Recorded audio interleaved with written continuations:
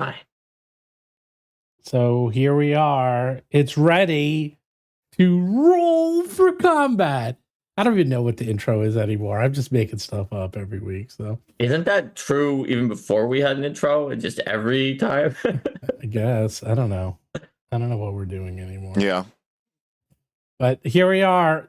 This is becoming the posse because now Derek's on every week. Well, this is all he has to do. Yeah, I don't have any. I mean, literally, my Wednesday calendar looks like this. Racquetball. That's I was about to say racquetball when it looked like you were moving a blank. Yeah, it's just well, blank I and then was going to be racquetball. going to the Met game tonight, but they moved it up because of inclement weather. So they're playing it now. You know, I saw a chart. It was an XY chart that showed the x-axis was total salary and the y-axis was win rate. And, you know, like they showed people who are underperforming and overperforming. And then Cleveland, by the way, is paying like $200 million less in salary and has almost the same win rate as the Mets. And apparently the Mets have the highest total salary in the MLB. Is that right? Yes According and to no. that chart. Well, that's actually, yes and no. They do have the highest salary, but actually the Dodgers do because if you didn't take out they managed to somehow convince every single player to defer all their money. And if you didn't take out the deferred money, their salary would be like over $500 million. Which they want to win. I respect it. It's $700 million. To be fair, it's not like but I think the Dodgers have the best win rate.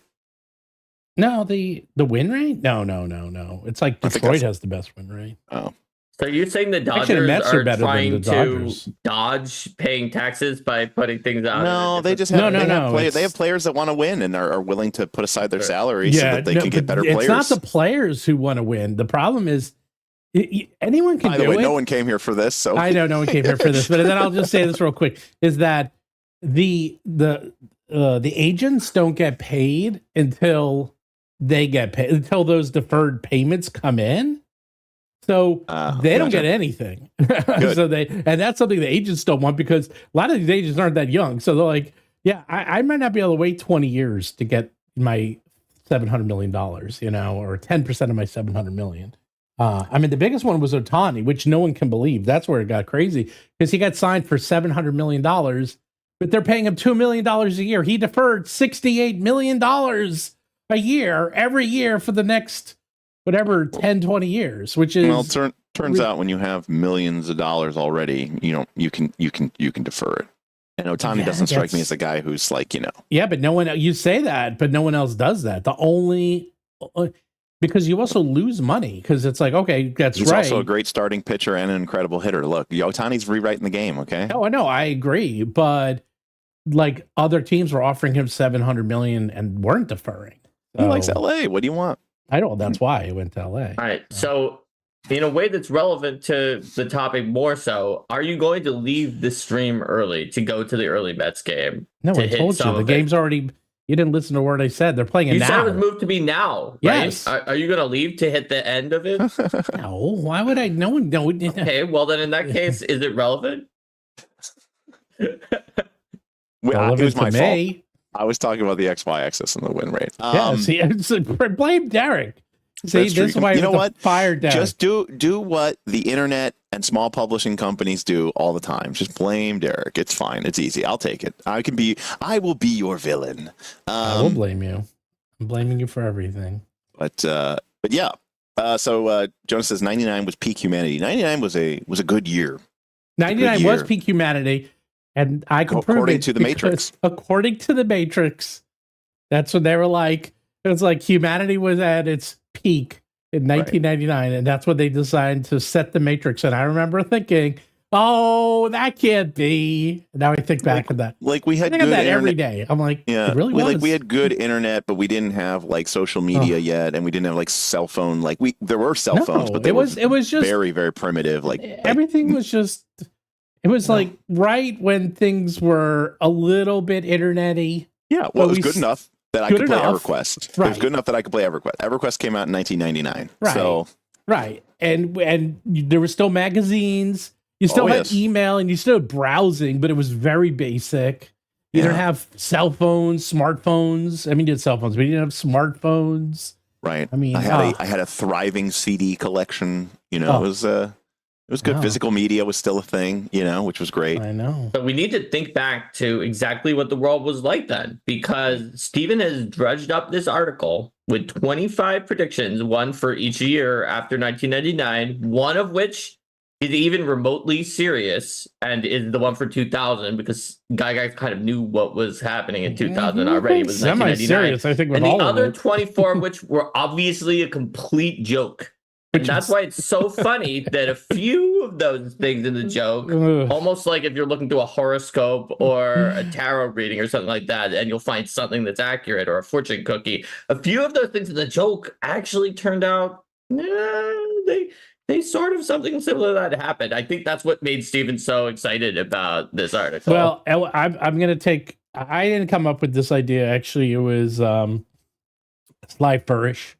Mike Shea did an episode on this, and I heard him, so he did it. And I was like, oh my God, that is so crazy.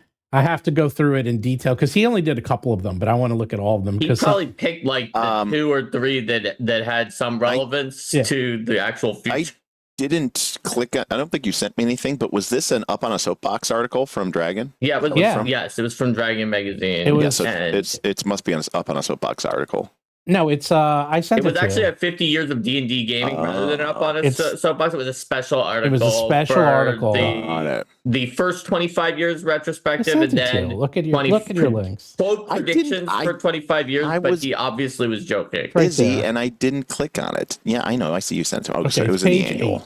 Page 8. Okay, it's in the 50 years annual. so it was made in 1999. So 25th. Derek, you should have clicked on it. You should feel grateful that he sent it to both of us the day before the episode. To be fair, normally I get things from him like a few hours before the episode. It's like, read all of Daggerheart, which that one I'm going to be more fair to Stephen, because really they should have sent me Daggerheart. They still haven't. I don't know what's going on with it. I'll write them back. So he was giving me a backup.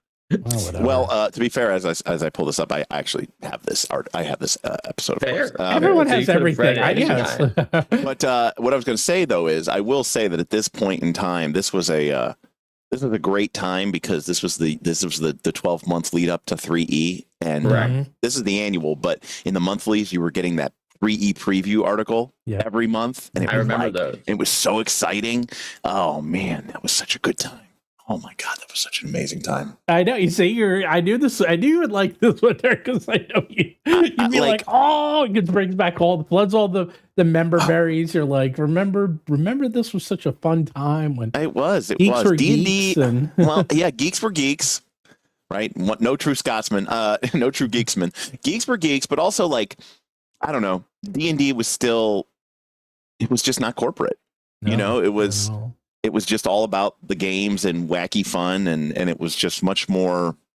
It was just a different time. Yeah, you can even look at these predictions, and like, it's much less corporate. He makes fun of himself in these predictions like a lot, but also like exposes things that are like rifts, but like in a playful way, but in a way that maybe corporate wouldn't have wanted, where he talks about like releasing his own competing brands or other things like that. You can just see that it's a different atmosphere when we'll go through it, and you'll be able to see, because we've got 25. We got 25. So let's just go through it. But here's the thing, is that for those who don't know, there's a guy, his name was Gary Gygax, and he wrote this.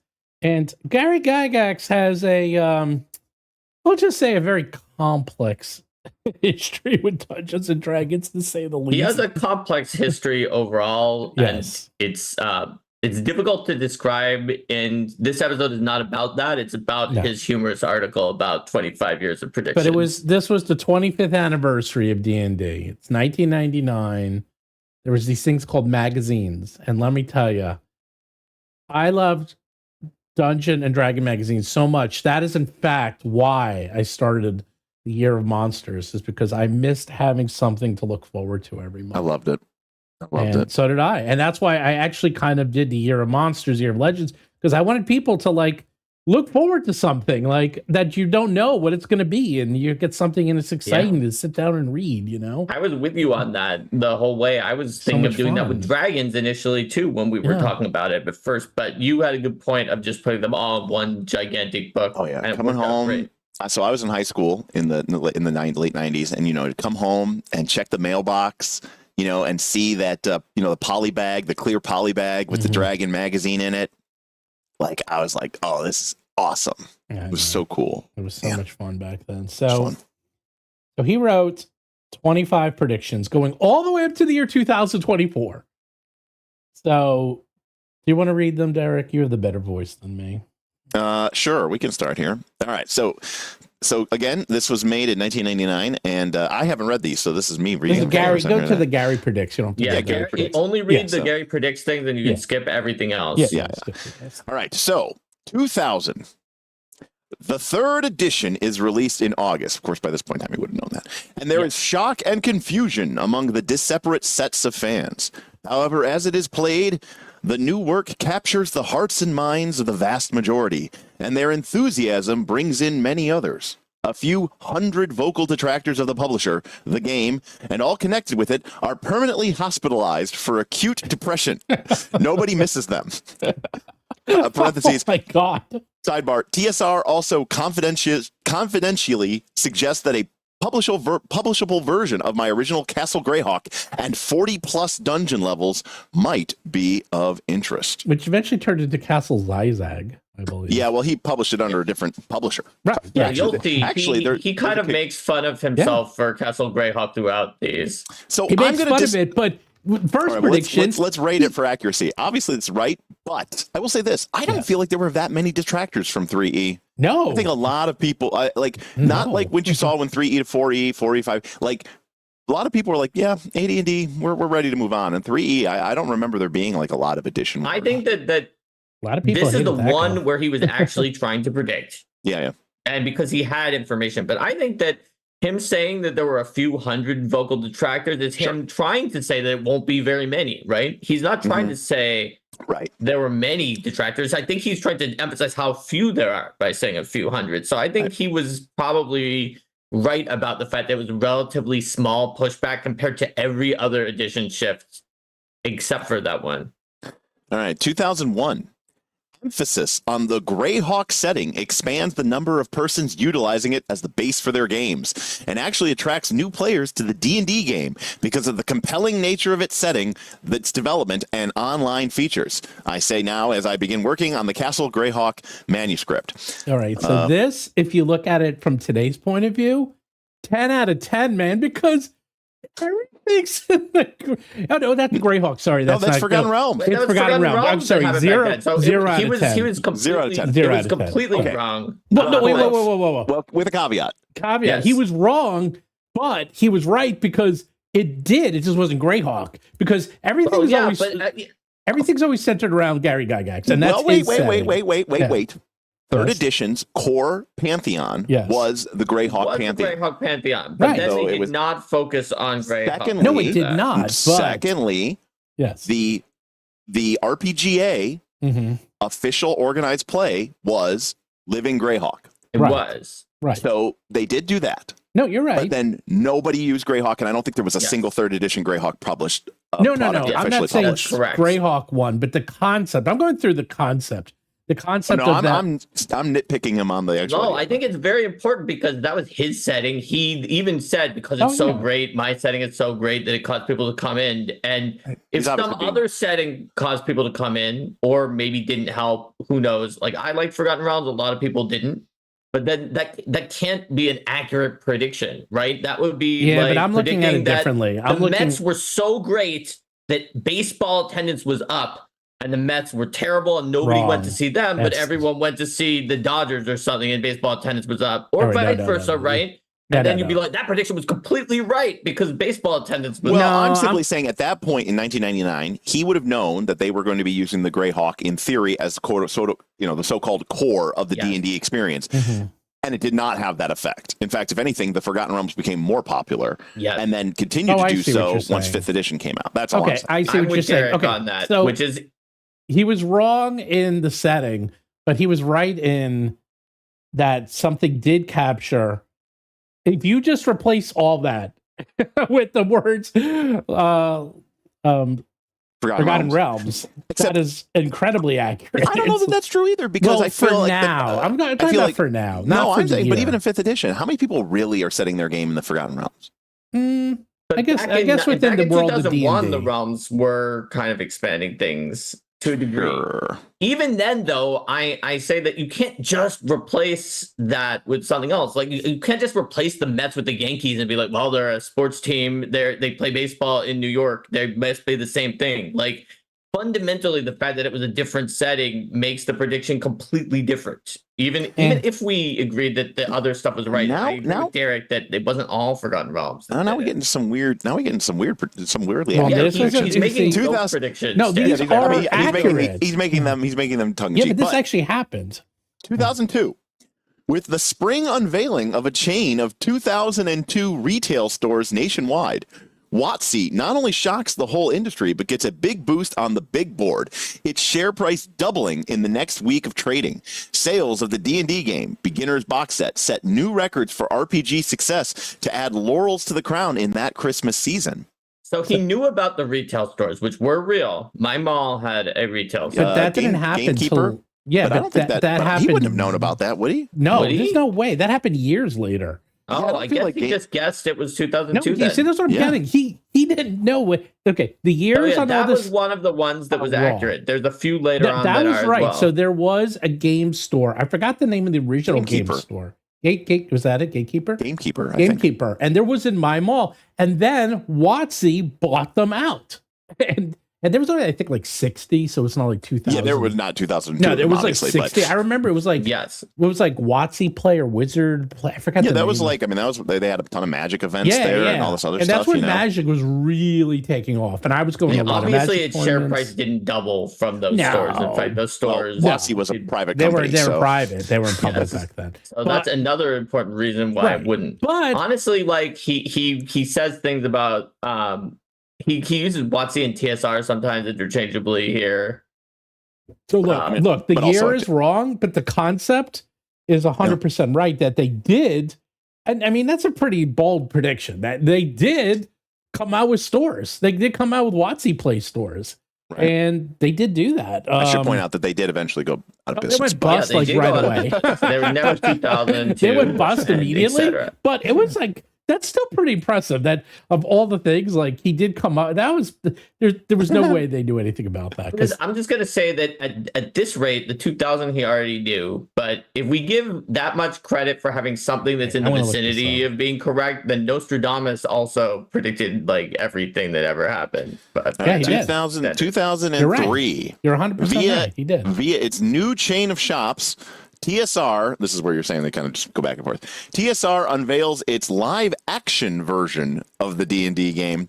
Many rural townsfolk are scandalized at seeing young people in bat-winged cloaks of varying hues doing a buck and wing, not understanding that it merely indicates that the player is changing from dragon to human form.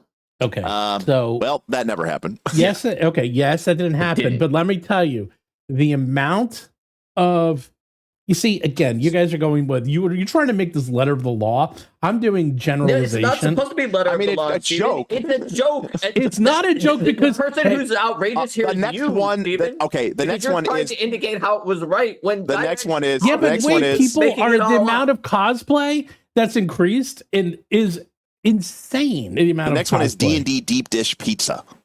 That's happened. Okay, it's all a joke, Steven. The fact that you're trying to read tea leaves out of it to say that it was accurate. That's the whole point. Actually makes the joke about it, but it's actually happened. But now, Derek and I are reading it the way I'm sure Gary would have intended. If I take the broadest, most egalitarian view, then I understand where Steven's coming from. Gary was trying to be like, oh, people are going to be running around in costumes and everyone's going to be all thing, and it's like, yes, cosplay obviously exploded over the following decades. It became much more acceptable. You know, seeing people in costume wasn't really that common in Gen Con back in the day, and now it's pretty common. Yeah. Okay, you know what? I'm going to drink the Steven Kool-Aid. Gary said they were going to do a D&D deep dish pizza, and nerds sometimes eat pizza at their D&D Wait, no. Wait. Gary predicted everything that would ever happen. There's a lot of Magic the Gathering Hot Pockets. I'm going to read what Gary wrote, and then I'm going to Steven it, okay? 2004, Ryan Dancy commands the creation of a D&D deep dish pizza. As hot when you eat it as if a dragon had just breathed on it. Being the staple food of gamers, it is an overnight sensation. Over 90% of game shops install rolling pizza ovens, and the general populace eats it up. Now, I'm going to Steven this. Not only is this showing that D&D would become more of a lifestyle brand, but think about all the cookbooks and the D&D infrastructure into the insertion, and you got D&D nerds and D&D pets. Wait, what about the game stores that sold food? That's it wasn't pizza, wrong. But they did sell snacks to try to get money. Obviously, and like Steven said, there were the Magic the Gathering. I like Steven's point of view on this. So so Gary was basically saying, like, can you imagine if D&D became a household name and people were like buying D&D pizza? And sure, there was never a D&D pizza, but you know what there was? D&D stamps. I know because I own them. I own them too. Yeah, there's D&D. There's a D&D cookbook. Yeah, there's several D&D cookbooks. D&D cookbook is one of the best. I think it's sold like 1 million copies. That's like right. I remember you look. It's not trying to sad say how that's like one of the best-selling books. I'm literally not trying to say that he was wrong with these predictions, because he also wasn't right or wrong, because he wasn't making predictions, he was making jokes. Now I personally don't eat dragon. I'm a common man. I'm a man of the people. Dragon is a rich man's food, and it's a misconception that dragons eat people. They actually don't. Yeah, no, you're like thinking he's doing this as a joke. I disagree. This is obviously a joke. Obviously Garrett's going to keep going, and he's going to keep saying every movie is done by Bruce Willis, and then Bruce Willis Jr. This is such an it is nope. It is a joke. Steven, these are jokes. No, it's not. Steven, everyone except for you knows that they're jokes. I applaud your commitment to the bit. All right, 2005. Everyone in the audience knows that these are jokes. Well, I'm not everyone, therefore I disagree. You are wrong. Mr. Semantic, you are wrong, because I encompass everyone, therefore not a joke. Look, you need a straight man in every situation like this. 2005, The Scepter of Seven Souls, starring Bruce Willis, a D&D film based on the Greyhawk setting, and Elsewhere is released in the summer with a sneak preview offered at the Gen Con Game Fair. The movie is a box office smash, and thus some money actually has to be paid by the filmmaker to Wizards of the Coast. Okay, that's pretty funny, that part right there. Yeah, he's making a joke, and he's doing it well. Like, it's a good joke. I laughed. They obviously did make several D&D movies. The first was an abysmal bomb, yes, and the second was considered to be a smashing success because it wasn't that bad. Well, the second and third were terrible, because those were straight to D&D. Recently was good. Well, no, and now that's the fourth, and the fourth one. The whole joke is they supposedly thought that did not do that great, but if you look back compared to how box office is doing now, it actually did extremely well. It just was too expensive. And in retrospect, you'll see, and it's been doing ridiculously good numbers on Netflix, and it did amazingly good numbers. It did amazing numbers on Paramount Plus, and it's done fantastic numbers on Netflix that they probably are going to make a sequel. I'm actually pretty positive they're going to make another D&D movie. I mean, well, they're doing the D&D show on Netflix, and that D&D show is being led by the same guys who did Deadpool and Wolverine. And let me tell you, those guys are A+. So you've mentioned that they're A+, and I think you're right about that. Yeah, and you'll see Gary's going to keep predicting that Bruce Willis, then Bruce Willis Jr. Well, the Bruce Willis part do increasingly Star Wars sounding movies that become more and more obviously parodies as he goes along. You'll see as Gary continues. All right, 2006. I miss nerds are fat jokes. A major clothing manufacturer launches its new Gameswear line featuring the Dungeons and Dragons logo. All parties are pleased as sales of XL and larger sizes surpass all expectations. This one was weirdly, obviously it was off by a large number of years, but they actually did do like, what was it, like D&D Hawaiian wear? Not only like, that, there's tons. in Look the up last few D&D right years. now. There's tons of lifestyle brands of D&D. Oh, yeah. There's Yeah. D&D makeup. It's like there's a lot of D&D properties. Go to Spencer Gifts and you will be stunned how many D&D items there are there. I will say, shout out to my Husky boys and girls, but it is kind of funny when you go to a game con and you're like, oh, I've never seen that many X's on a shirt wall before. And it's like they have like a box of smalls over here, and then they have like 3 pallets of, XXL. Yeah, I hate to say it. That's not even, it used to be just game conventions, but let me tell you, I've been traveling overseas a lot recently, and we're just the fattest nation on freaking planet Earth. I mean, it's like, it really is kind of, it's horrifying. It really is horrifying. It's all that high fructose corn syrup. All right, speaking of high fructose corn syrup, 2007, not to lose out, a major soft drink corporation introduces Dragon Cola, and it's extra caffeine and electrolytes. Oh man, that's G Fuel. And its extra caffeine and electrolytes enable one dedicated group to set a world record with a 108-hour D&D game marathon. Unfortunately, fatigue on the part of players is such that at this monumentous time, all PCs are slain when they and their controlling persons fall asleep. The former upon a bed of yellow mold, the latter on the crumb and bottle-strewn table. There you go. That's not even a joke. That just happens. I mean, G Fuel does exist. I'm like, yeah, exactly. G Fuel does exist, but it's not like a branded Dragon Cola for D&D. No. But and Order of the Amber Die, when they play their games and they're friends of the channel, like big friends of the channel, they start on like Wednesday and they go to Sunday. They don't sleep. That's sick. I mean, that's cool. I thought they slept. I thought they just play during every weekend waking hour. No. What they do really don't is sleep. No, they do not sleep. They go the whole time. I didn't even know that. And I'm good friends with them. They're insane. I mean, what they will, sometimes people will tap out and take a nap for an hour or two, but they keep going. Like, they just don't stop. They will play until they're done. They just don't stop. And it's, as usual, it's like the first day, they're usually okay. Second day, it starts to get a little loopy. Right. Third, oof. Third and fourth day. No, they don't stop. They don't stop until they play an entire adventure path from beginning to end, and they do not stop until it is done. And it's usually 4-day weekends. In 2008, the largest gaming convention ever held in Europe is staged in Liechtenstein in July with sponsorship of the new Wizards of the Coast European headquarters established there at the beginning of the year, with thousands of events being offered up in all major languages. So many people show up that the population of the country is more than doubled. I'll put on my Stephen hat. I mean, Gen Con is now reaching record attendance levels, and Liechtenstein isn't a big country to begin with. So really, if you think about it, he was predicting the rise of the growth of conventions due to mass market appeal and an infiltration into the market mainstream media. If you really think about it, he basically just said Stranger Things is going to happen. No, wait, Derek. It's because Essen Spiele, which has existed since 1983, but we're going to forget that, exists in Germany and is a big game convention. And since a game convention does exist in Europe, that means Gygax predicted that it would, even though he clearly predicted a Wizards of the Coast-based convention. 250,000. All right. 2009, Gary's kind of showing his age here because I'm pretty sure this was a thing then. 2009, with the advent of both audio and video in the average home computer, internet play of various D&D games finally attained such volume as to become the most popular game, leading all others offered on the web. Not right.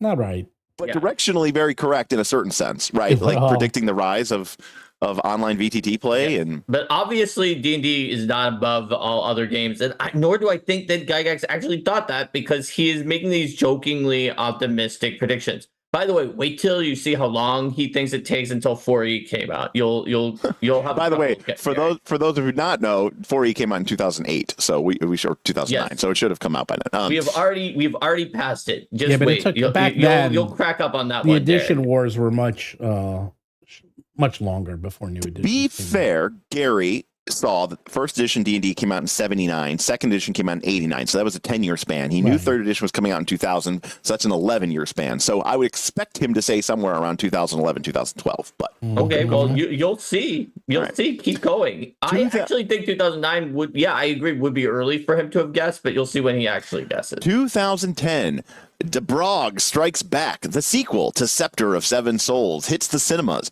Box office results are greater now than its predecessor, even though Willis now plays the role of Rackus DeBrog rather than the young hero Dart the Wanderer. That one's just weird. Gary phoned that one in.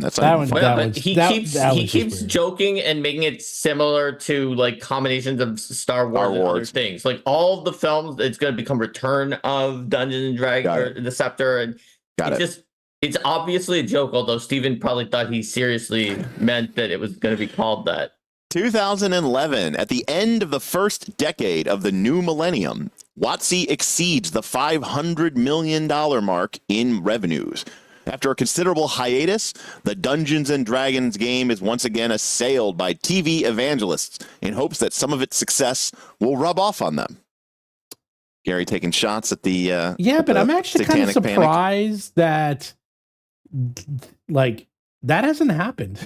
Even recently, like with Stranger Things and Gorgons and all that crap. They found other fish to fry. I guess so. Unfortunately. They realized that railing off against a game that only a few people play was not as winning of them as a culture war issue as railing against like people's lifestyles and other things. So that they have decided that they had better targets. I know that they don't. I know that they don't actually specifically call out the Dungeons and Dragons line item, but isn't like the prediction? It's like somewhere between like 100 and 200 million that will have played it. They said, no, $102 million annual revenue. I thought you meant how many. It's definitely not 200. Well, that's what I'm saying. Somewhere it's getting between 100 weird and now because digital revenue is where they're making all the money. And the digital revenue isn't broken up in a way where you can see what came from D&D Beyond versus like certain I actually went through their numbers for last quarter, and basically this is their numbers. They lost money on every single thing except for digital and Magic Gathering. That's it. That's like, and that is literally carrying the entire company at this point. Oh, and licensing. Sorry, licensing, digital, Magic Gathering. That's it. That's all they're making their money on now. Now wait, Derek. Gygax predicted that in a year Wizards would make more than $500 million, and it turns out in a year Wizards made more than $500 million. Therefore, Wizards made. To be fair, Hasbro made more of this. Well, it's part of Hasbro, but you know Wizards division of Hasbro made more than $500 million in a year after he predicted that there would be a year where it did that. Therefore, by the Steven logic, this is like totally accurate. Yeah, it is accurate because back when D&D came out in the 80s, it was making like no joke. It was making like $5 million a year. So like him to say 500 million, which we joke about, that's insane. But for WotC, a lot of which is coming from Magic and other brands. He said Wizards of the Coast succeeds. I know. That's why I said he didn't say D&D. He said Wizards of the Coast. No, I acknowledge that, and that's why I said it was accurate. But you said he was saying, well, D&D only made 5 million. Well, D&D still only makes like 100 million, right? Like it doesn't make 500 million. Yeah. In 2012, construction of the new film studio, Pastoral Dwemercraft and Artistry, is well underway. New producer-director Peter Adkison is the toast of Tinseltown, even though the new facility is in Seattle. Now, wait. I'm going to spin it. Okay. If you replace Pastoral Dwemercraft and Artistry with Weta Workshop, and you replace Peter Atkinson with Peter Jackson, and you replace Seattle not at all. with Wellington, you replaced New Zealand. It with E1, which they bought out for $4 billion. They didn't have to build a new studio. They bought a film studio, and they bought a production company for $4 billion. Didn't they get rid of it? Yes, because they sold it. And then, because the guy who bought it died, and then new management came in, and they sold it at a $3.5 billion loss that they're still writing off to this day because they're idiots. 2013, with Return of Dungeons and Dragons, starring Bruce Willis Jr., is released. Everyone holds their breath. This is the premiere of the PD&A Productions, and it is an even bigger box office smash than the other films based on the D&D game. Discontent from the Hollywood region is kept hush-hush because producers there admit they couldn't find a way to tap into the cash stream. Century City bans Dragon Cola and Dungeness Crab from restaurant menus. That was actually pretty funny. 2014, the success of gaming enables PD&A to offer the gaming channel on TV. With a home at last, millions of geeks and nerds. Millions of dudes. Hey, where? I will watch that channel. Tune in to see their role models, including this offer, drone on endlessly about little or nothing. All right, I'll give him that. All right, I'll give him that. It was 100%. That was like, it's called the internet. And if he was still alive, he would be... Hold on, though. He thought it would be a channel on TV. So yeah, if you ignore that and just go ahead, you're right. He did predict it. With YouTube. Mark, that one. That one's accurate. Bullshit. I'm not going to be like, oh, it's on a TV. Well, guess what? You can watch your computer on TV. My kids do it all day. They watch YouTube on TV all day long. So yeah, it's on TV. 2015, because of internet play now dominating the RPG scene, the gaming community transcends national boundaries, and English is now called the common tongue. The People's D&D Game Center is set up in Beijing.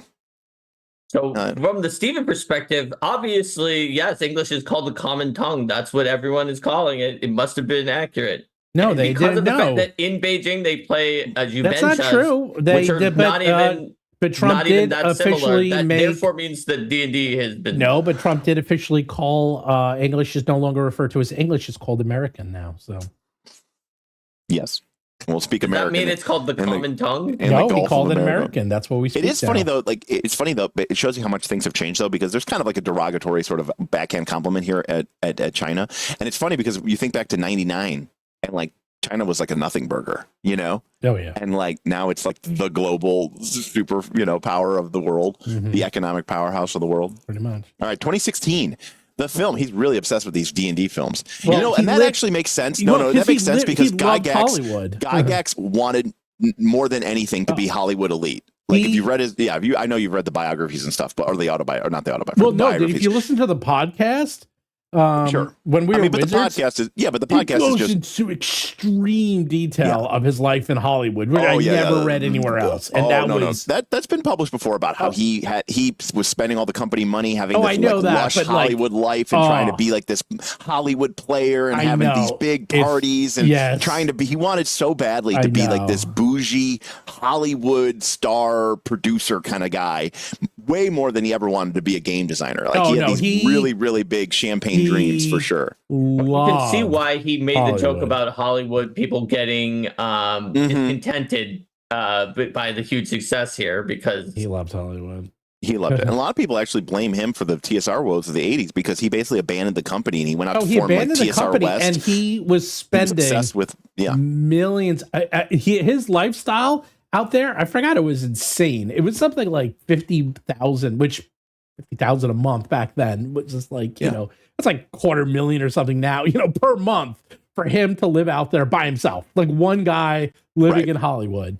And he had like parties constantly. And he left his 7 children at home. Yes. Like, I mean, he was not a great role model. 2016, the film D&D The Ghostly Menace, again starring Bruce Willis Jr., is the hottest film of the year. Now even jocks are sporting game wear, and all young rebels demand Dragon Cola. An exodus for parts unknown of persons holding that D&D game is work of the devil passes unnoticed by even the tabloids. Well, I will say, gaming, obviously, I remember there was like a really transcendent moment for me in college when I remember going to a frat house and seeing all the frat guys were all playing Xbox, it was kind of they're playing video games. I thought video games were for nerds, and now it's cool to be playing Xbox, to be playing Halo and stuff like that. I'd say even this and the next year's prediction that are tied together with the movie becoming really mainstream is off by 15 years, which is huge because the actual year that this started was very close to when he made the predictions, but he didn't do it. But if you then replace it with Lord of the Rings instead of D&D, that it's almost the same thing where in 2001, Lord of the Rings, Fellowship of the Ring came out, and even to the point where people were talking about it with the Oscars, and they eventually did get the Oscar. Like, all the things he's saying in here happened way before that, but not with his franchise. Well, it happened the same. It was 2000, yeah. And it happened way before when he predicted, actually super close to when he made the prediction. Yeah, no, it actually happened. Yeah, it happened close to when he'd made the prediction. And he was predicting it would take 17 years. Yeah. It was a lot closer than he thought. And in fact, Return of the King, it won more Oscars than any movie in history. Yes, that's right. And basically, it was a makeup because they knew. My brother was still in the academy back then. It was a makeup. Like Steven, they weren't giving it to all of them. Steven, what does your brother do? He's in Hollywood. There we go. He's actually filming something right now. Speaking of the makeup, Derek read 2017, and this is where it actually this is someone's first show. This is their first time watching us, so they don't know who my brother is. So you got to mention it every time. I do understand it's a YouTube person's first show, so explain who the people are, which, by the way, we didn't do. I'm Mark Seifter. I'm the director of game design from Roll for Combat. He's Steven Glicker. He's the publisher of Roll for Combat. I'll forgive you for not knowing that, even if you've watched like 30 episodes, because you have heard that his brother is a costume designer in Hollywood 25 times in those 30 episodes. And you've heard him probably shill for our products, which are awesome. 70 times in the episodes, but you may not have known he was the publisher of it from any of the episodes. And Derek is a friend of the show from Knights of Last Call. Friend. With everything from fantasy worlds, states, cities, and local adventure areas to programs for individuals and unique designs of fantasy milieus, ranging from world settings to local taverns produced for their loyal fans, D&D game products sales soar higher still. Hollywood gets its revenge. You can still see the passive aggressiveness here. Yeah. And the third motion picture in Wizard's PD&A producer series, Ghostly Menace, is snubbed at the Oscars. That's kind of amazing. Ghostly Menace. And think about that if you just insert Lord of the Rings, where it kind of got snubbed at the beginning and they had to do the makeup for it was called The Phantom Menace. And that's kind of insane that... I mean, Phantom Menace came out in 99. Wait, Phantom Menace was already out, it came out in 99? He's not predicting I thought it came out. No, I thought it came out. I forgot copying them. Wow, no. Phantom Menace came out in 99? Yes. Oh my God, I am old. 99. Wow. I'm sorry, I thought it was early. I thought it was after this. No. 99, 02, and 05. Oh That's my when God. That's correct. The prequels came out. That's correct. Pathetic. Yeah, the Star Wars prequel. The Star Wars prequel is 25 years old now. I can't even believe it. That's so really. Yeah, I remember how excited I was when that thing was coming out. I wrote an article for it for my school newspaper. Oh my God! There you go. And it's so funny because now I can't stand that film. But and if you want to, well, I mean, I know it's a couple of years difference, but if you want to see how bad, like, go watch Phantom Menace and see how badly it holds up, and then go watch like Fellowship of the Ring, which just came out a few years later, and it looks like 10,000 times better because they use practical effects instead of fucking shitty. Yeah, well, the special effects of also. Anyways, 2018, the new artificial intelligence program developed by Wizards of the Coast for the TSR line beats the world's storytelling game champion in 4 straight adventures. Only 2% of the role-playing game audience quits playing in protest of this unnatural and unfair development. Okay, all right. This one hasn't happened yet. No, it's getting there. Well, it hasn't. AI, did you see, Derek, did you see the Google VO3 that came out the other day? The new video and audio producer thing? That is, I mean, I'm actually speechless seeing that thing. Like, you can type in, it basically, Mark, for what it does, it does full audio video, but it's very much still AI, but it's AI, but holy crap, is it close? Like, it is. Yeah, I'm gonna say it's very close. This hasn't happened yet, but if you count how many years he's off by on most of the things that did happen, it's going to probably be closer than most of them. Well, that one's already. I mean, AI if you is already decide to give over. him Ghostly Menace, Hollywood Success, and you decide to give him Lord of the Rings, he's off by 15 years, right? So it's not going to even be 2033 by the time something like that happens, probably. And so he'll be closer on that It's one. going to be like next year. Yeah, that's what I'm saying. So he's going to be close, even though he isn't. It hasn't happened yet. That one is actually going to be off by a smaller number of years. Given that he was joking with all of these, he probably would be shocked by how close that prediction was. I guarantee the VO3 is freaking out. Like Hollywood was already freaked out, but now they're losing their minds. But hold on. Wait till you see what he thinks is the thing that's going to happen after AI takes over everything and is better than a human player. 2019, plans for the much-needed 4th edition D&D game bear fruit. Now the game is not only multi-genre, but has multiple character creation systems that are compatible. Aw, that's sad. This author is asked to review the material to soon be released. After doing so, he hastily revises his own competing system, hoping no one at the Wizard of the Coast will notice. R.I.P. Gary died in 2008. And while many people consider it to be an extremely bad taste, even though I loved the edition, was a big fan of the 4th edition Killed Gary shirts that showed up the next year. Oh my God. That sounds horrible. I know, but it was so funny.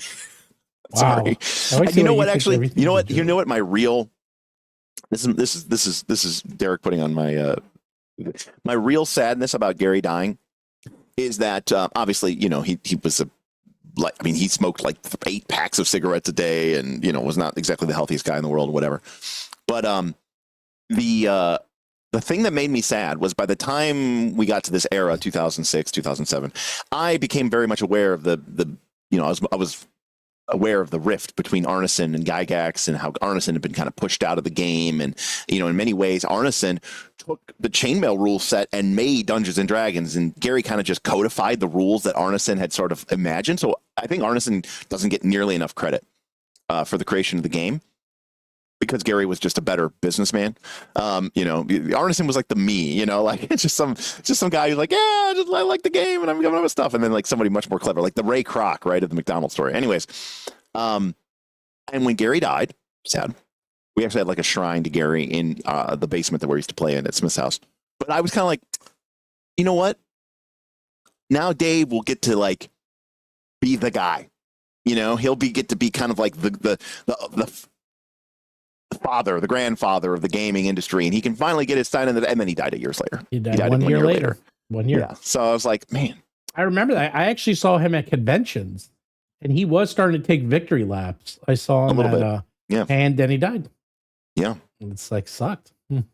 So 2019. That is off by a number of years. And by the way, Arneson was only 61 when he died. No. Well, those Gygax was like 70 or something. So he basically thought that it would be a 20-year edition.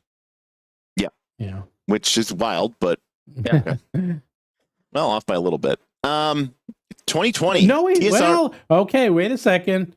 Yes and no. What about Paizo? Paizo built their entire product model on 3.5. And Pathfinder First Edition. Yeah, but his prediction was when 4E was coming out, not pedantic. That there were going to be clones of it. Pedantic. But hold on, Steven. just wait, because his best prediction, his most accurate prediction, is the next one. Like the most accurate of the entire thing, and the most predictive of what like Wizards and strategy had become by then, is the next prediction that Derek's about to read. And I will fully give it to you, even though it's not completely like to the letter accurate. I'll fully give you 2020.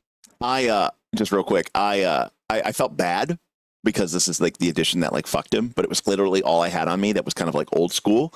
And I ran into Dave Arneson at like Gen Con 2002, and I was like, oh my God, Dave Arneson. And he was like, hey, we could talk to him for a little bit. I was like, would you mind signing something? And like, I wasn't going to have him like sign my 3rd edition book. I was like, I felt kind of awkward about it. I was like, can you sign my AD&D player's handbook? And then he laughed and he was like, I'll sign it. And then I got Dave Arneson to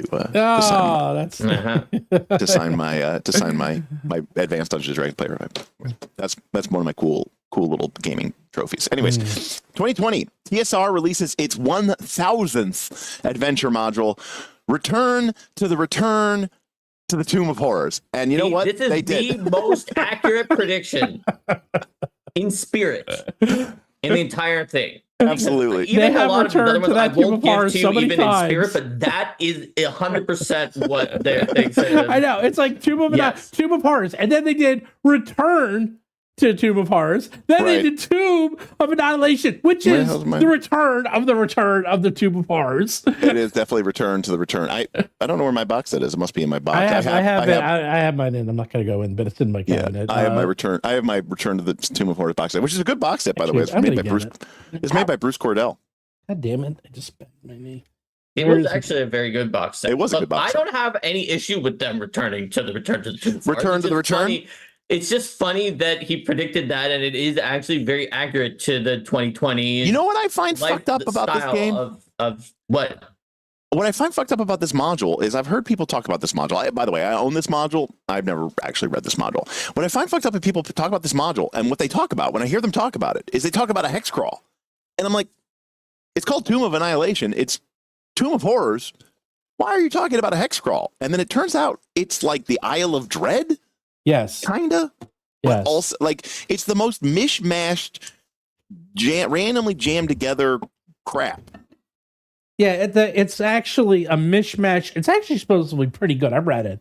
I haven't run it, but I've read it, and it's actually seems pretty fun. Like, it goes through a lot of different iconic locations, and then eventually you get to the Tomb of Annihilation, which I believe was like another tomb built by the Witch. Yeah.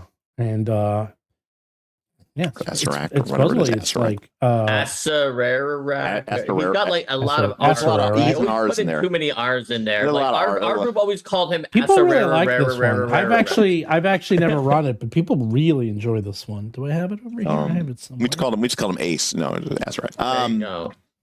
So everyone knows you put the crown on it. And unfortunately, after 2020, when he made his best prediction, 2021 is the most like cringe Gygax's known issues. Well, actually did break prediction. $1 billion though. Concurrently with the $1 billion.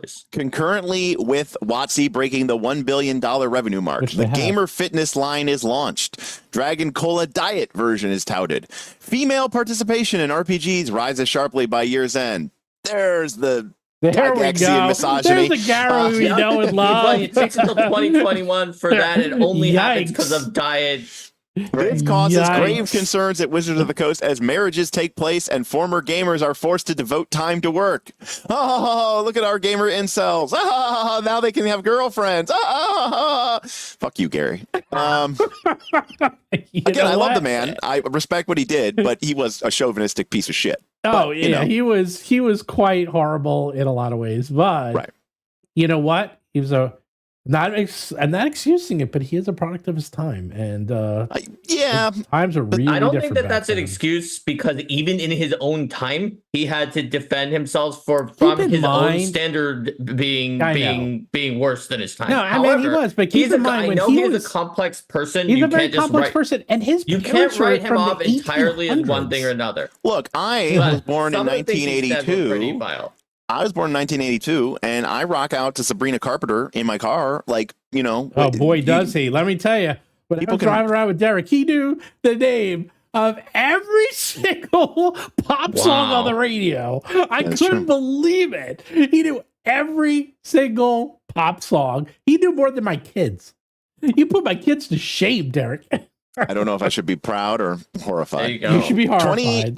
2022, the first doctor of role-playing games graduates from Harvard, raves on his thesis, the essential need for the Dungeons & Dragons game in everyone's life, assure him a cynosure with Wizards of the Coast.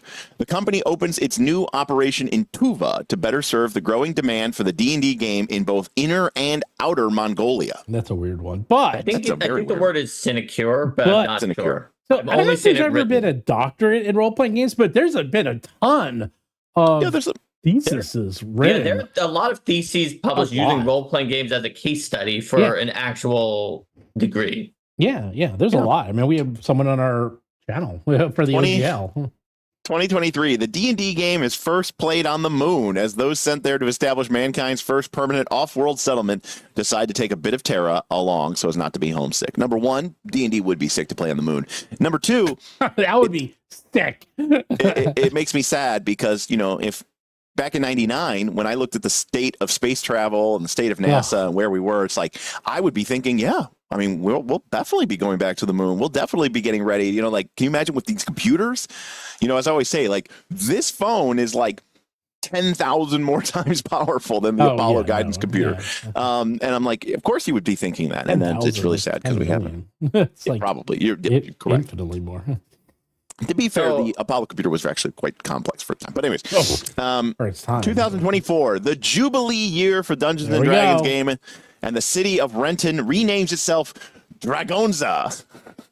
Tarzana, California makes rude jokes, but those are ignored. Wizards of the Coast unveils the first of its Hollow Centers, where gamers can indeed experience the D&D game the way that it ought to be. Okay. Gygax, now age 86, announces to TSR that he has completed the whole of Greyhawk Castle module, but confesses that he cannot remember where he put the manuscript and the maps. I want to go back to 2023 and give us a Steven credit for it, because you know what? It may not have been played on the moon, but NASA published a D&D module. And it was close to 2023 when it happened. There you go. All right. You guys remember when NASA published that D&D adventure? I remember when Wendy's published it. I remember Wendy's. NASA published one. Oh, really? I didn't even know. Yes. Huh. No. It's called the Lost Universe, July 22nd, 2024. Wow. Well, I'm glad that NASA was publishing D&D adventures instead of, getting us back to space. So hey, they can do both. They the Hollow Centers is fascinating, and I'll tell you why. So in my D&D group right now, they are obsessed. They got VR headsets. Oh my God! No. And there is a D&D game. I don't know what it's called. But these geeks will not stop playing it, and this is all they do now is play this D&D. It's a dungeon crawl game.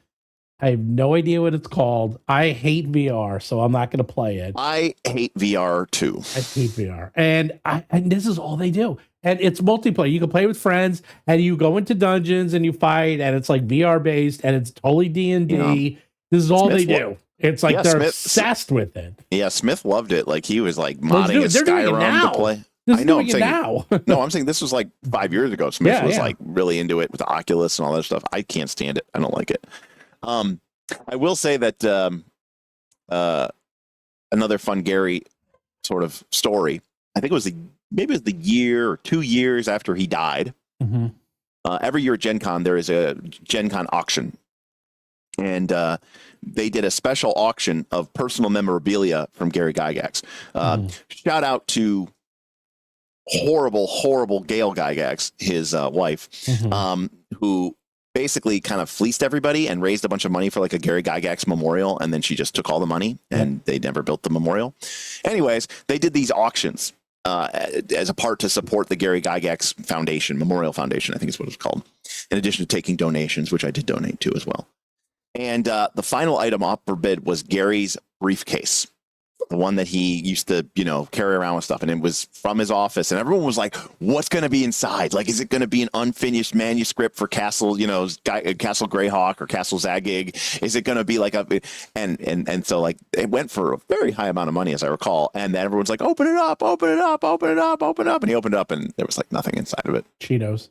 It was like, like a couple old pens and some notepads and stuff like that. But there was no like secret treasure inside of it, So what's fascinating is then the thing is are like the ads, because here's the funny part is the ad here it shows a geek on the left side with all the books, and then the guy on the right with the CD-ROM. It says simplify. Oh, dude, that everything is on CD-ROM now. It's on CD-ROM. It sounds familiar. Like, yeah, just go online and just do D&D Beyond, and just why do you need books? Just do simplify. Use the web. Oh man, less work, more play. Isn't that exactly what they're advertising for that? It's like, I'm not sure. Did you guys like the redesign of second edition in the late 90s when they went to like the black on red, the red on black style? Did you like that? No, I thought all those. No, those books were all when they did the revised books, the black border, the black edition books. The ones in that ad there. Those. Well, those are the ones that he's holding in his right hand. The ones in his the ones in his left hand were the ugliest books on planet Earth. Those were the complete books. disgustingly stupid and cheap the red garbage. book. Yeah, those are garbage. They were horribly made. Garbage. And we got the like black and red's okay. I mean, it's okay. I don't know. I mean, I just prefer the original, you know. I mean, don't like. I mean, if you look at if you look at this and you look at the graphics in this, I mean, it's kind of. I mean, that looks pretty cool, but it is kind. I mean, look at that. I'm just like, it's like really cringeworthy. It's like some of these graphics. Yeah, that's the one thing you forget how limited the tools were back then, because no one was really using Photoshop or illustrations. You know, everything was done by hand. That is awesome. One of the best campaign settings of all time. But Dark Matter. Oh, really? Oh, yeah. The ads in this book are so funny. Just looking at the one where he's like spinning a CD-ROM on his finger to show how cool the guy is who's not carrying the AD&D books, and the other guy is just like the best part of this is the ads. Carrying it all. Yeah, no, the ads Dark Matter was a campaign setting for Alternity, which was the sci-fi game from TSR. Dark Matter was like X-Files. So Alternity was like their sci-fi game, guess what? But Dark Matter was like a X-Files. Wait. Some of these. Look at this spell, Mark. We should do this one. Volheim's tentacle arms, and that is good. That's fantastic. I'm pretty sure probably Paizo has done tentacle arms to death. I think everything we've done an entire archetype on tentacle arms. I love that piece of art though. That piece of art's fantastic. I'm pretty sure. Look, Dark Matter's in here, by the way. Look. Go to page 84, Derek. I got those bare necessities. Look, there it is. Yeah. What if the crock pots? What if it's getting worse? What if the strangest really is out there? Yeah. So that's Dark Matter. Yeah. So it was basically, like I said, it was like X-Files. Yeah, except these graphics. Yikes! Look at those. Woo! Looks like this was made by.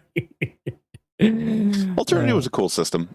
Actually, David Noonan, who was the game designer who worked on 3rd edition, he actually came out with a new version of Alternity.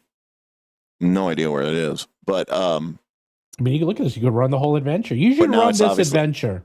It's obviously separated from. You should run this adventure. Here's Alternity.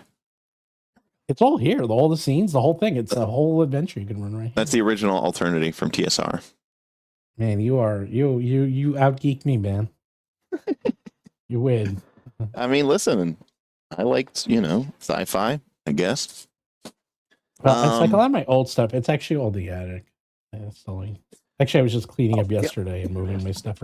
I love these. These are my favorite articles, the Ecologies. I used to love. Yeah, the Ecologies were the best. And here's a great ooze. The Ecologies were the best articles. In fact, Stephen, when we were talking about like conventions and rolling on wheels and like getting prizes, and I told you about the time that I got a free dice set that I didn't actually roll because it was the end of the convention. That was on buying an Ecology compendium. That was what I came and bought like on the last day of a Gen Con, because those were the best. Yeah, look at this art. Like having long ecology articles that tell you all about them is part of what inspires me to have ancestries with lengthy sections to actually learn about their ecology and their society instead of just By the way, Grom, and a quick description at the beginning. Grom Molotok, you are correct. Exit 23 was a great scenario. So actually, the alternative scenario in there, the quick start for Dark Matter, I've run that like twice. Well, that's what's in here is the Exit 23 scenario. I'm saying, but I had generic role playing for internet players. That's my favorite. I'm like, get Grip. It's generic role playing for internet players. Grip. Your first VTT. Look at that.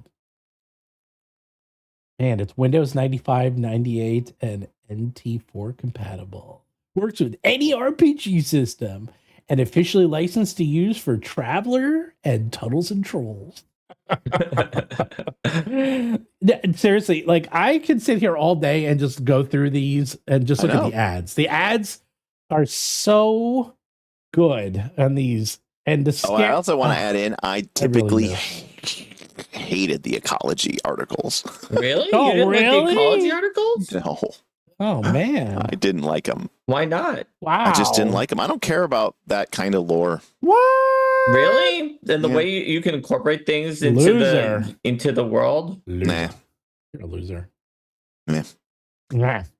I also didn't like the meta campaign of the ecology, like that weird like circle of mages that would like, you know, present their findings, and like there was always this sort of like meta story to like them being like, today I will present this creature, you know.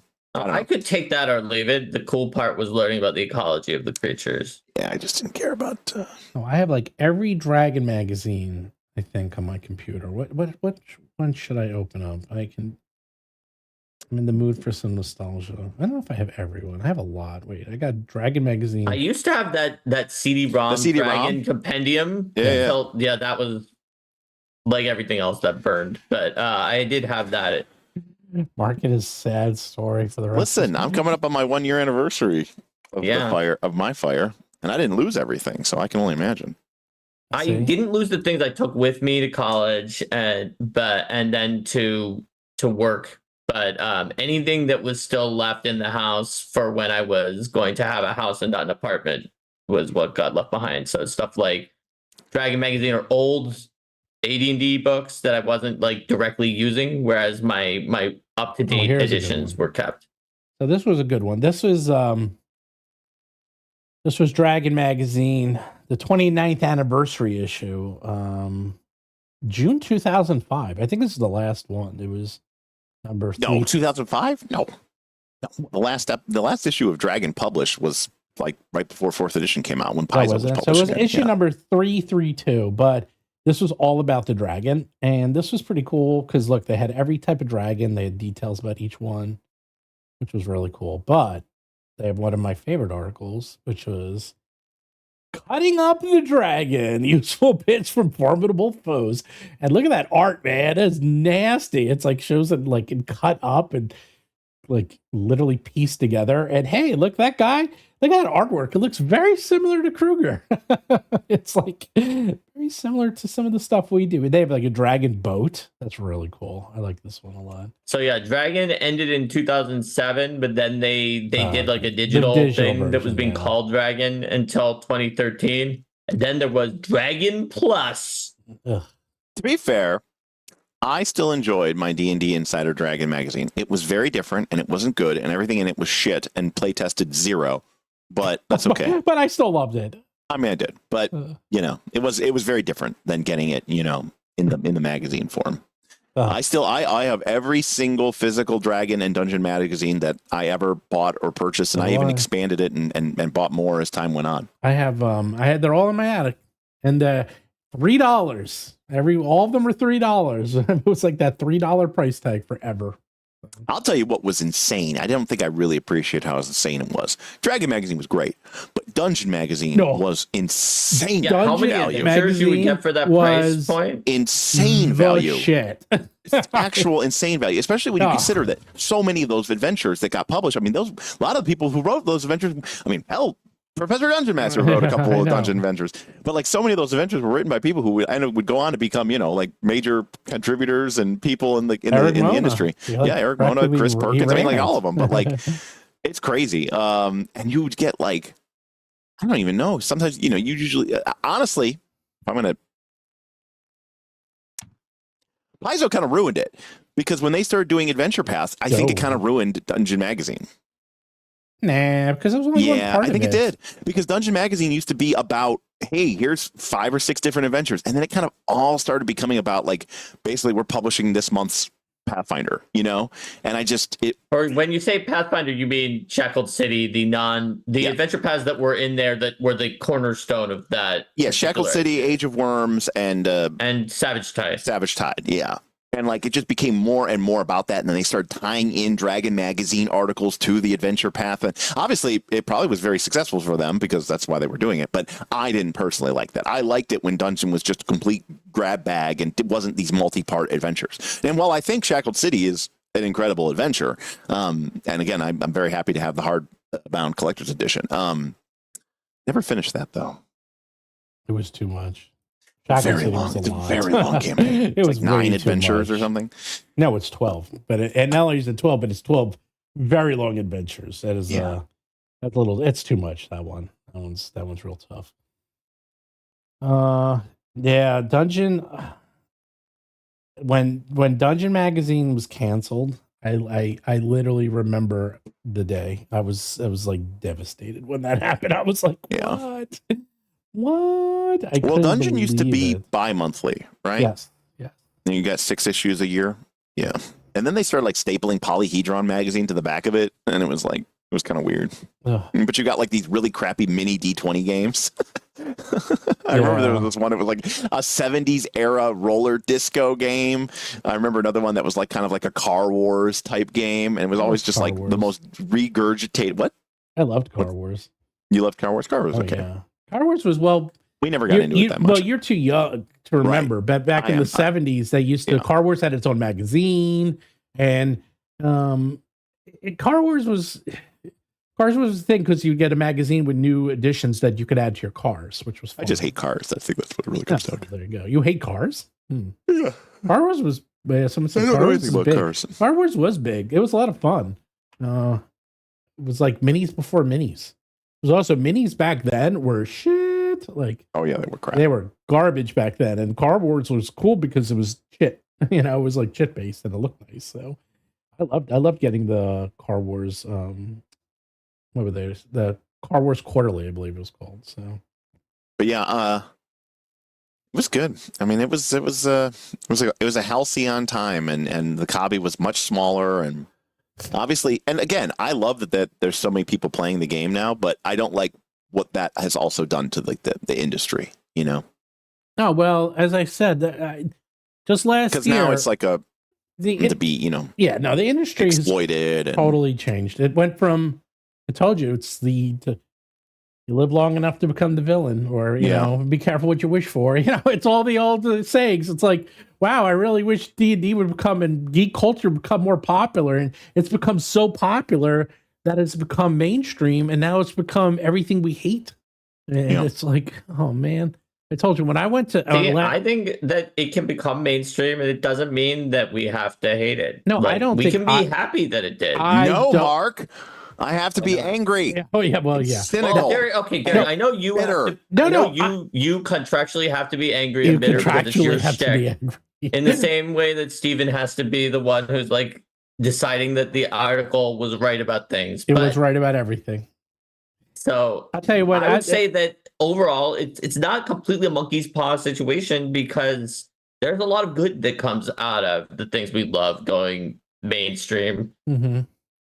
Like it's not just the fact that like, oh well, now everyone likes it, so it's less special. Like it means you can connect with so many people around the world who, okay, maybe they don't understand it in the same way that you do from playing it back then, but they understand certain things that you wouldn't have expected. Like, Steven, you saw those random people talking about Vecna that were just like in the grocery store. But that's cool. That is not a, oh man, now it's not exclusive. That's cool. Awesome. It made me a little sad. If you wanted to, you could talk to those two ladies in the grocery store about Vecna. No, I couldn't. I could only talk to them about specifically Stranger Things and just Stranger Things. Yeah, but you could talk about that. Okay, wait. This is the problem with that. Is that you would, those people outside of, this has happened to me many times where I will talk to, okay, let me give you the context, okay?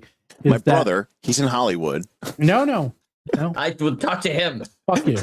It's about where I live, okay? And we would often, when you have kids, you do a lot of stuff with other parents.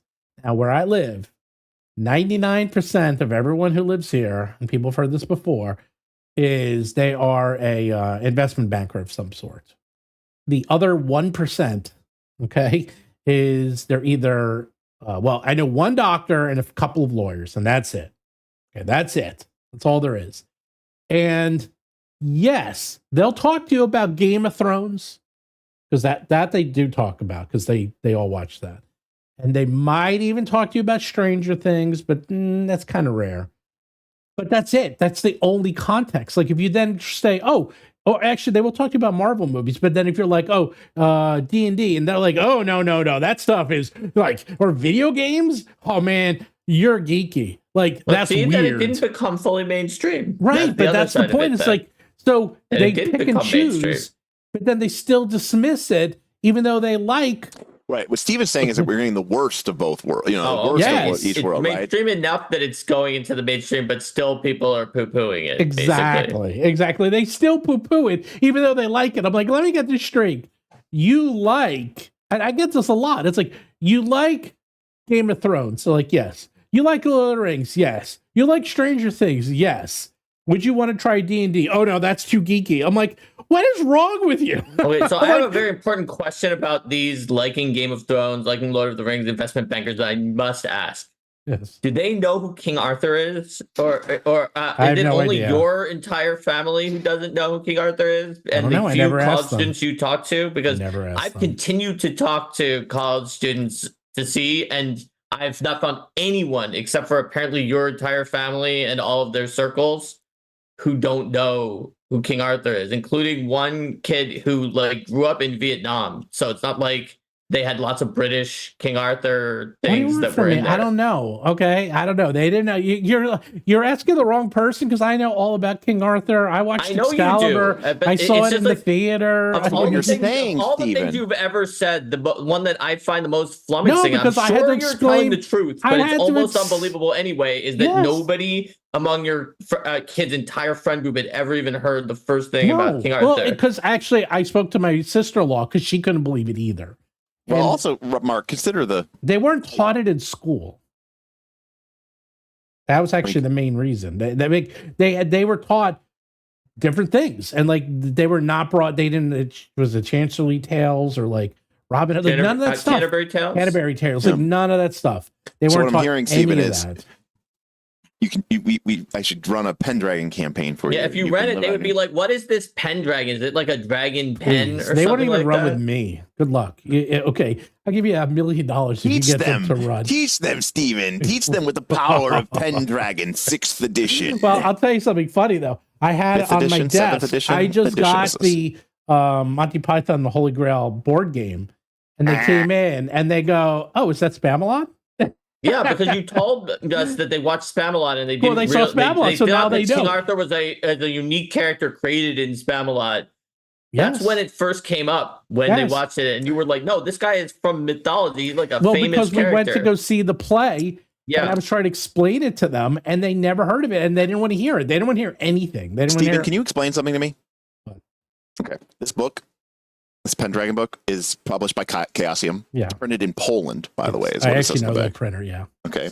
And it's 250 pages. Yes. Why does it feel so light? Paper. It's just the paper? Yeah. It's just like a low GSM or whatever? Yeah. Yeah, that's exactly it. It's a GSM thing. Okay. I mean, I use... But it feels like it's nice paper. It can still have a low. Well, you know how paper has weight. So light. So when you go to Staples, you know how paper has a weight to it. Like you can buy 94 pound, 98 pound. Right. So that's all it is. Is like you can have a nice paper with a thin weight. Got it. In fact, Paizo. I'm not ripping on. It's like rip on Paizo down. I'm not ripping on Paizo, but Paizo uses. This is 60 weight. It's the thinnest paper you can use and still print 2-side color. It's actually the thinnest. Now, there's a lot of reasons to do it. And the main reason you do it is because shipping is getting more and more expensive. Yeah. So you actually want to get the paper weight down and the thickness of the book down. Because, yes, it saves you a little bit of money, but actually in weight and shipping, it saves you a ton of money. So yeah. That's actually someone in chat said that they probably know Merlin, even if they didn't know King Arthur. And no, that's what I asked Stephen. And they did not know Merlin either. They didn't know any of that stuff. It was outrageous. Not outrageous. They weren't taught it. Yeah, but it was also like there was a famous Merlin series. Famous in what? Mark, I mean, you got to understand, when you ask somebody about a wizard now, they know Gandalf and Dumbledore. They don't know Merlin. Yeah. Well, you can ask them about Harry Potter. They'll run circles around you on Harry Potter. They've watched that movie 1,000 times. All 7. 8. I might be able to beat them at Harry Potter trivia. I could probably beat both of you. My nickname is Gryffindor, for those of you who don't know. Really? The Magic community. Yep. No, I'm known as Griff. Yes, I am. Fine. 100%. Pronounce the 2 wizards correctly. The 2 wizards? You know, I'm not going to say them. The one who must not be named. Voldemort. Oh, you got it right. And what about the other one? Dumbledore. The headmaster. Dumbledore. That's right. But Voldemort, because it's French. It's Voldemort. Anyways. That's correct. Because people say Voldemort. It's not Voldemort. It's Voldemort, Right. which is the other thing. Levy says, Hulk, keep naming obscure RPGs and see if Derek keeps having them on the wall. This is a good drinking game. I have them too, by the way. It's not a good drinking game. It's a good way to get alcohol poisoning. Right. No, between the two of us, we have everything. And the only reason I haven't picked that one up is because I know I will never, ever play it. You'll never play Face Rip? But no, I was talking about Pendragon. Pendragon, It's really good, but I actually know. Red Hulk, I do not have the Kroll RPG. I do not have the Kroll RPG. Kroll. I much prefer Kroll. I do not have that one. We actually, that is, we always talk about Kroll. Oh, hey, I knew I had it. I talk about Kroll all the time in our show, by the way. Oh, yeah, I have that. Yeah, that's the box set. And look, with an introduction by Gary Gygax. That's right. Who died? So this is the return to the Tomb of Horrors. And then this is the return to the return. Return to the return of Tomb of Horrors. I know. You have... Well, right, because there's the return to the return of Tomb of Horrors, which is Tomb of Annihilation. I think they originally published. I don't know if I still have it in here. Then they have what's the one they just came out with, which was all the mini campaigns. So that would be like they had like White Plume Mountain. They had like one of everything. So that'd be the return of the Tomb of Horrors. No. Yeah. Derek, they came out with you have the Morrow Project. I bought it. It is called what's it called? It's not Tales from the Yawning Portal, it's the follow-up one to it. Yeah, that's what I meant. It's that one. Yeah. I don't remember the name of it. I have it. I own it. I have some 5e books, not a lot, but I have some. Although there aren't really that many 5e books, well, that's actually. The thing. There's not that many, so it's pretty easy. Yeah. It's pretty Quests of the Infinite Staircase. That's what it's called. Quests of the Infinite Staircase. Yeah, what do they have in that one? Wow, look at that. 131 people and 30 likes. Well, this is not people's thing. You should have done another Daggerheart video. That's what I've been doing. Daggerheart video. Our Daggerheart video did 7,500. I was like, what? Yeah. We got to start doing more Daggerheart. Everyone seems to want to talk about it. One person in our chat said they thought this was one of the best episodes we've ever done back when we were doing the 25 predictions and razzing each other. Yeah, this is great. You've got the Lost City, right? B4 classic adventure. You have Beyond the Crystal Cave, another classic adventure. You have Pharaoh, another classic adventure, originally by Hickman. You have the Lost Caverns of Sojcanth, and you have Expedition to the Barrier Peaks. It'd be pretty fun. I would love to just. That's a good book.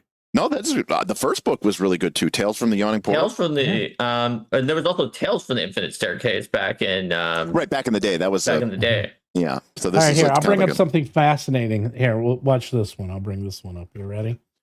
We'll go really old school. How about this for old school? I've always said I think 5e is actually Dungeon an old Magazine school game. 213, April 2013. The digital version of Dungeon Magazine. The digital landscape version. I recognize that. Look at that. And guess what's what? It's got the Tomb of Horrors. It's the Tomb of Horrors for 4th edition, baby. Yeah, but look who wrote all the 4th edition. It's such a good fucking layout. Holy shit. Look at that. Oh, Tomb of Horrors. It's the return of the return of the return of the return of the return. By the way, Daggerheart is using the 4th edition style of monsters. I know. Pretty nice. Yeah, I mean, they even specifically said that it was an inspiration. Yeah, it was an inspiration. Look at that. They used the original map, and then look at this. This layout is weird for 4th edition. I like this. There's stat blocks on 4th. Were fantastic. Oh, the stat blocks are just the best. Those are really good stat blocks. So one of the things that I really like, and again, I'm not. I happen to have been looking at a lot of PF2 stat blocks lately because of Mr. Glicker here. One of the things that I really love about, or what I really appreciate about a 4th edition stat block is go find a 4th edition stat block of a creature. There was a million of them that you scrolled through. This color scheme for the table for 4th edition is the exact same color scheme that I use in my books. It's identical. In fact, even the colors are identical. I didn't even realize that. I must have done that subconsciously. That's so weird. But yeah, if you go to like a monster these are not 4th edition monsters that you're looking at, Stephen. Yeah, I know. What is this then? It's old school 4th edition. It's 4th edition monsters done in an old school style. I'm right, talking about like a real 4th edition I know monster what you're block. getting at. Like, this block, yeah. Yeah, I'm talking about the one with the banners and the colors. I'm getting there. I'm finding one. Trying to find one. Where the hell are the monsters? There we go. You scroll past a million. That's a trap. What? Where? Where's a million? I'm watching you on the channel. It's obviously delayed. There, I found some there. Okay. So one of the things that you'll notice, which I really, really appreciate from a from a game perspective, is you right at the top at the very first block of text, aside from the name of it, is it's hit points, it's armor class, it's 3 saves, and it's speed, it's perception, and it's initiative. Things that like its stats and its skills, if it even has any, are all, and its alignment and what languages it speaks and what equipment, it's all at the bottom. It is organized in such a way that the stuff at the top is the stuff that you absolutely will need 100% of the time with every time you run that monster. And it's the thing that you're probably going to be referencing a lot and the most. How fast does it move? What are its defenses? What's its armor class? What's its hit points? Stuff like its stats. The number of times I have to make a dex check for one of my monsters in pretty much any game of D&D is close to 0. And so it's there along with its skills, but it's thrown down at the bottom. If you need it, it's there, but if not, ignore it. It doesn't make a big difference. And so like that little bit of difference there, I think is such a huge impact to its playability. Dude, we're going to do there's a reason Pathfinder 2 put the attributes much lower as well. They're at the end of the first block because they are just irrelevant most of the time. Dude, if we're going to do an episode on layout and design of stat blocks, we will go on forever because I have a lot to say about this subject. So, Derek, I want to know, what do you think about the fact that before that block that's similar to the one that you like, the Daggerheart puts in motives and tactics, which is the kind of thing you were talking about before, you putting it at the bottom at the end. Right. Well, no, because motives and tactics are going to inform me how to play the monster. And especially in a fiction first forward game, I actually appreciate that, because while 4E definitely treated its monsters as sort of just like, you're playing a tactical miniature game and you should just use these as pawns. I think Daggerheart is trying to lean a little bit more into make the monsters come alive and not just make them a tactical threat to be defeated. And in that respect, giving me the motives and the instincts like right at the top of the block is important, because as a game master, I need to read that in order to understand and inform my decisions about how to play this monster. So I thought you were going to say that, and if you didn't, I would have raised that as a counterpoint. So that's exactly what I expected to hear. Yeah. So I actually, like I said, I think it's really good. There's, I don't love everything about the game, but they definitely, did their homework. And I think that they picked up a lot of really sort of best principles from a lot of the games that they cited as inspirations, which, again, if you're a fan of our show, you know that most of those games that they listed as inspirations are games that we've talked about, ad nauseum on our channel. The layout, design, structure of 4th edition was beyond top notch. Little things like, I won't even get into the color of the banding and like how easy it is to read, and then even like the traps are different colors and then little icons. Correct, but even if you go, so if you go like if you're looking at these orcs and this troll, when you're like someone like me who played a lot of 4th edition, I see those symbols and I can just immediately know, okay, that's their attack, that's their basic attack, that's a blast attack, that's a burst attack. It's just so instantaneous and quick. For someone like me who actually knows the game, it's good and bad though. There's one downside. The only downside I do have is that because these are these huge blocks, and this is, by the way, what 5th edition was trying to do, but semi failed, and I can go into why. Is that they're hard to lay out because you have to keep them together. You have to do it. Then there was like 2 versions of these blocks. I remember there was like the horizontal version and the vertical version, and like you always have to keep them together in these like large blocks like this page here. They somehow managed to fit. I guarantee what they did is they wrote around the blocks, because they like put the block in and like, okay, fill the text for the rest to make it fit. And then, you'd have like white space. You have like weird white spaces on the bottom when you have these huge blocks.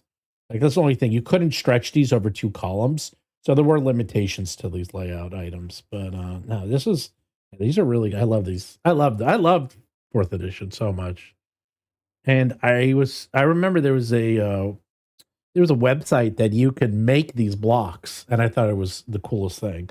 Like you would put Well, in there your used to be a stats. monster creator as part of your D&D Beyond, or not Oh, I D&D know. Beyond, D&D Insider subscription, and it was actually really cool It because was it gave you great. access to every single monster and every single stat block, and you could drag and drop the different line items from different monsters to sort of customize and build your monsters. It was actually a really, really cool monster creator. So So someone I asked- guess I'm the one out of the three here who didn't love fourth edition, but I felt heartbroken because there were so many things that were great, but that I felt that there were also a number of things that really caused problems. And at the time, I was a lot younger. I was wanting to love it. I was trying to talk online about things that be like, I love this, I love this, I love this. This thing really doesn't work. Let's try to, can we find a way to like redo skill challenges? Like all the math, none of this stuff works on skill challenges. And then the people who were online were so like defensive Mark, about they didn't call it the fourth edition. They didn't call it the edition worse for nothing, Mark. Well, no, I know, but like I was trying to adopt fourth edition, and they were just like, "How dare you? No, everything's perfect. You're just you don't even know how Mark, to play." have you been on the internet lately? That's still the case. Yeah, I know, but like later, Wizards had to redo the skill challenge math because it was indeed not working. You could not possibly succeed. Is basically the way it's written. Yeah, there were serious issues with it, right? I tried to make things being like, as someone who really loves what I'm seeing, and there were other things that were pain points like that. It was just hard to. It was hard to engage, and it was basically like I was being told if I didn't completely drink the Kool-Aid to just leave. Yeah. And so I eventually did. Right. Because I was playing a lot of different games, including 4E, but also older school games, and I was just like, I can't engage about this. Whereas the people I was playing with or talking to online about older edition games, they didn't mind that I was also playing 4E. Like, I know it was a war, but to me, it was a one-sided war where people who were trying to stay, and I know there were people who were attacking in both directions, but where people who were trying to stay in the middle and be interested in both sides were being very attacked for not being completely saying that everything was perfect in 4E. So there are some questions real quick. Somebody said, why won't they do a Dark Sun setting now? Red Hulk 05. Very easy. I will tell you, go see D&D Shorts. Just did an entire video on this in detail about Dark Sun and why they won't do the setting now. Watch this video. There you go. I don't even have to answer it. You can watch the video. I will say this has nothing to do with any sort of politics or anything like that. If they did a Mystara campaign setting, it wouldn't sell. If they did a Grand Duchy of Karamikos setting, it wouldn't sell. If they did a Planescape setting, it wouldn't sell. And it didn't. They did a Planescape and it did not sell. And they did a Dragonlance and it didn't sell. So yeah, I mean, it's like they're doing every setting under the sun and none of it's selling. So there's no point. So Ian says, if 4E is so well loved, why is it basically not played at all? Great question. Well, number one, it's not so well loved. There are people who have very negative connotations to it and still associate it with, and still associate it with like video gamey and they call it gamey as if like calling a role-playing game gamey is somehow derogatory. Anyways, the real truth, though, Ian, is what has really handicapped the ability for 4th edition to sort of have its own retro renaissance is that it is under the GSL, not the OGL. Yes. And the GSL is much more restrictive than the OGL. The OGL has the SRD. You can basically make whatever you want for it. You can publish it. The GSL doesn't work that way. And as a result, there are no real ways to publish it or republish it. And Wizard of the Coast has pretty much swept it under the rug. They have no desire of supporting it. And the GSL was like Vader when he was like, we've altered the terms of the agreement. We do not alter them further. It was still better than trying to revoke the old license, but they did say things like, "Oh, publishers, we'd love for you to come with us with the GSL." Supposedly, so all you have to do is destroy all your inventory that's under the OGL, right? And several other really outrageous steps. And people like we can't just destroy our inventory that's under the OGL. Like, that's a lot of inventory. They're like, well, then I guess you can't be under the GSL. No, it doesn't matter. It's my understanding that in order to like truly play 4th edition online today, you have to basically find like an illegal hacked copy of Fantasy Grounds and like like code edit it and hack it into your system and get it to boot, because people still own it and they're allowed to own it, but they can't like sell it or publish it or transfer it. This is like why like Matt Mercer apparently, or not Matt Mercer, Matt Colville has like a copy of it and was able to run a 4E campaign on his Fantasy Grounds setting, because he still has a copy of it from back when they released it back in like, 09 or something, or 10. But the other thing too is that 4th edition, it had a lot of errata. They treated it like, ironically, they treated it. Yeah, it was a mess. I mean, 4th edition, I believe, and I don't know if this is right or wrong, but 4th edition sort of had this philosophy of, we'll publish it, people will play with it, and then if there's a problem, we'll just create errata for it, because everyone's using our D&D Insider to make their characters and their monsters, so we can just quickly iterate and publish. And of course, originally it was designed to be very integrated with what would, now we call VTT. And of course, there was very famous, disaster for that scenario, and then people died and stuff like that, and the person wasn't able to complete it, their lead programmer. But their idea was, we'd rather publish a bunch of shit. It was kind of like the Magic the Gathering philosophy of kind of ivory tower design of like, we'll publish 20 feats, and the ones that suck, well, they're not a problem because no one will take them. And then the ones that people do take, if they take it too much because it's broken, we'll just nerf it and we'll fix it in an errata, in an update, and we'll patch like every month. So I'm gonna say this actually about that. I'm going to try to spin it in a more positive way for that particular thing. All right. Even though, like I said, I have my issues with 4E. I may be the person who likes it the least of the 3 people here. They had some brilliant things. It had other things I didn't like. I think that many RPG companies, like, I don't think they changed in 5e to be like, now we're going to be much more cerebral about what we're going to release. Like, many RPG companies do put out those feats at that degree. And what the difference was that 4E went back and meticulously fixed it. Right. So if they just left it alone. So it made it look like it was worse because they fixed their problems instead of just leaving the problems there. And to be honest with you, the hatred that 4E got for actually fixing their mistakes became friction and an impediment for any game designer who likes fixing things and having errata to fix things. Because if you bring it up, it's like, why don't we just fix everything when it gets broken? And it's like, well, we don't have enough resources for it. It's like, yeah, that's true. What if I just donate my time and work extra hours so that we can do it because I want it to be fixed? It's like, well, look at 4E. Right. Everyone got so mad about everything. They got mad that we fixed it. Yeah. Yeah. So, in fact, I would say that you're not completely wrong about that either, Derek. But I think that a lot of tabletop companies still do publish things that probably do need errata, and then they just don't errata it. So 4E I don't think should be considered a sin of publishing things that needed errata, because everybody does. At least, except for some small third-party companies that do ridiculous amounts of play tests and need, maybe still everybody has some typos, but don't need very much errata. So, by the way, there was another question.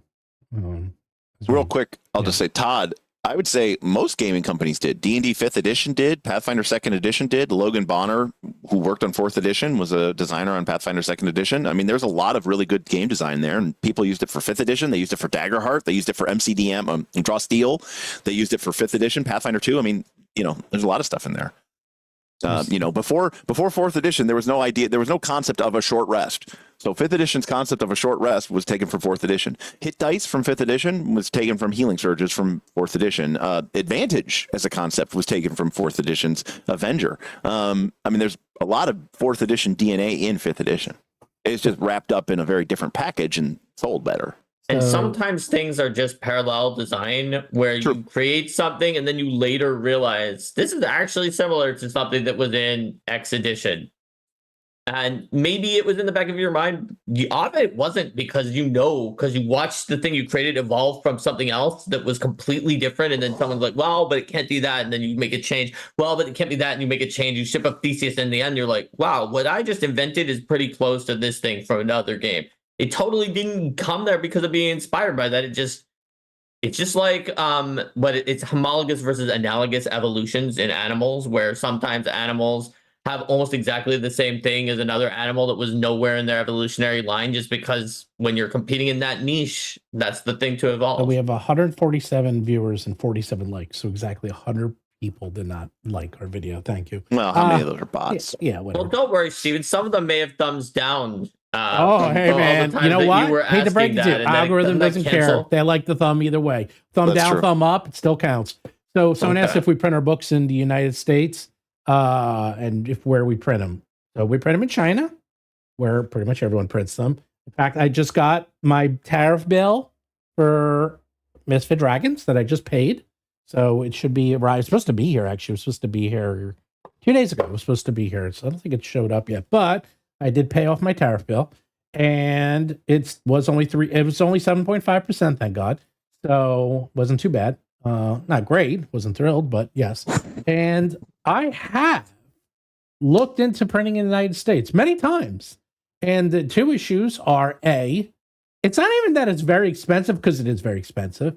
B, the paper, okay, if I print here, my books will not match the books that I've already printed, because they use different paper and different qualities, different stocks.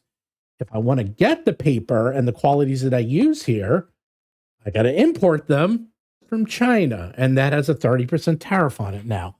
So that will add to the price. So the price of the books are like 300 to 400% more here. With, yes, there's no tariffs, but the price of the books. But on top of that, they're ridiculously slow. So I can get my books printed in China. Like, I get them the file, and if I didn't want proofs, I could have these things done in a couple weeks. With proofs, because they send them back and forth, and they send me actual files, and they send me the actual books, and I go through many rounds of proofs, and they FedEx me a whole bunch of packages all the time. It takes about 4 to 6 weeks for the time I get the files to them, and so it takes approximately 6 to 8 weeks for the books to be bound and put on a ship, and then it takes like another 4 weeks. So I can get a book within 3 months from China. A book from the United States, which will cost 300 to 400% more, I might have to wait a year for, because they just don't have the capacity. So that's the real issue. It's like, it costs more, the quality isn't as good, and it takes a lot longer. There you go. So, and now you say, well, what about like WotC?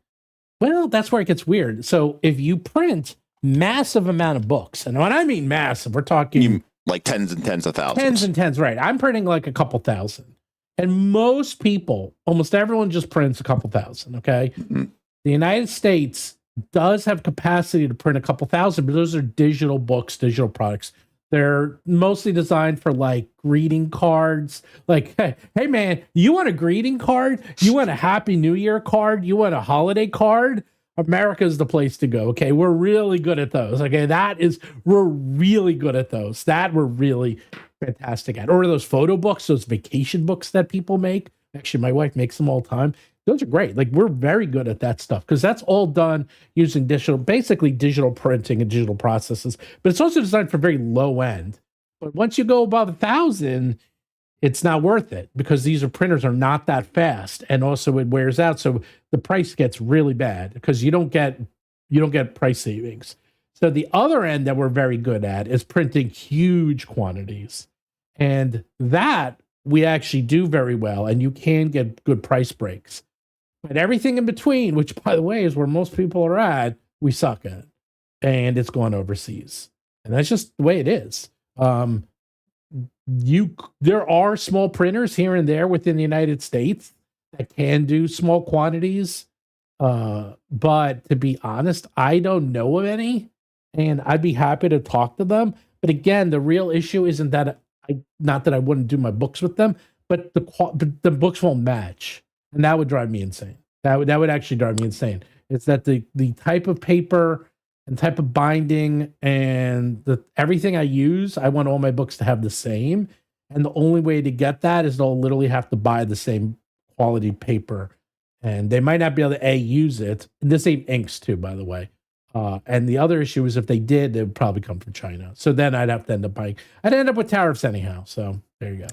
So interesting. We were talking about errata and reprinting. And this is something we brought up.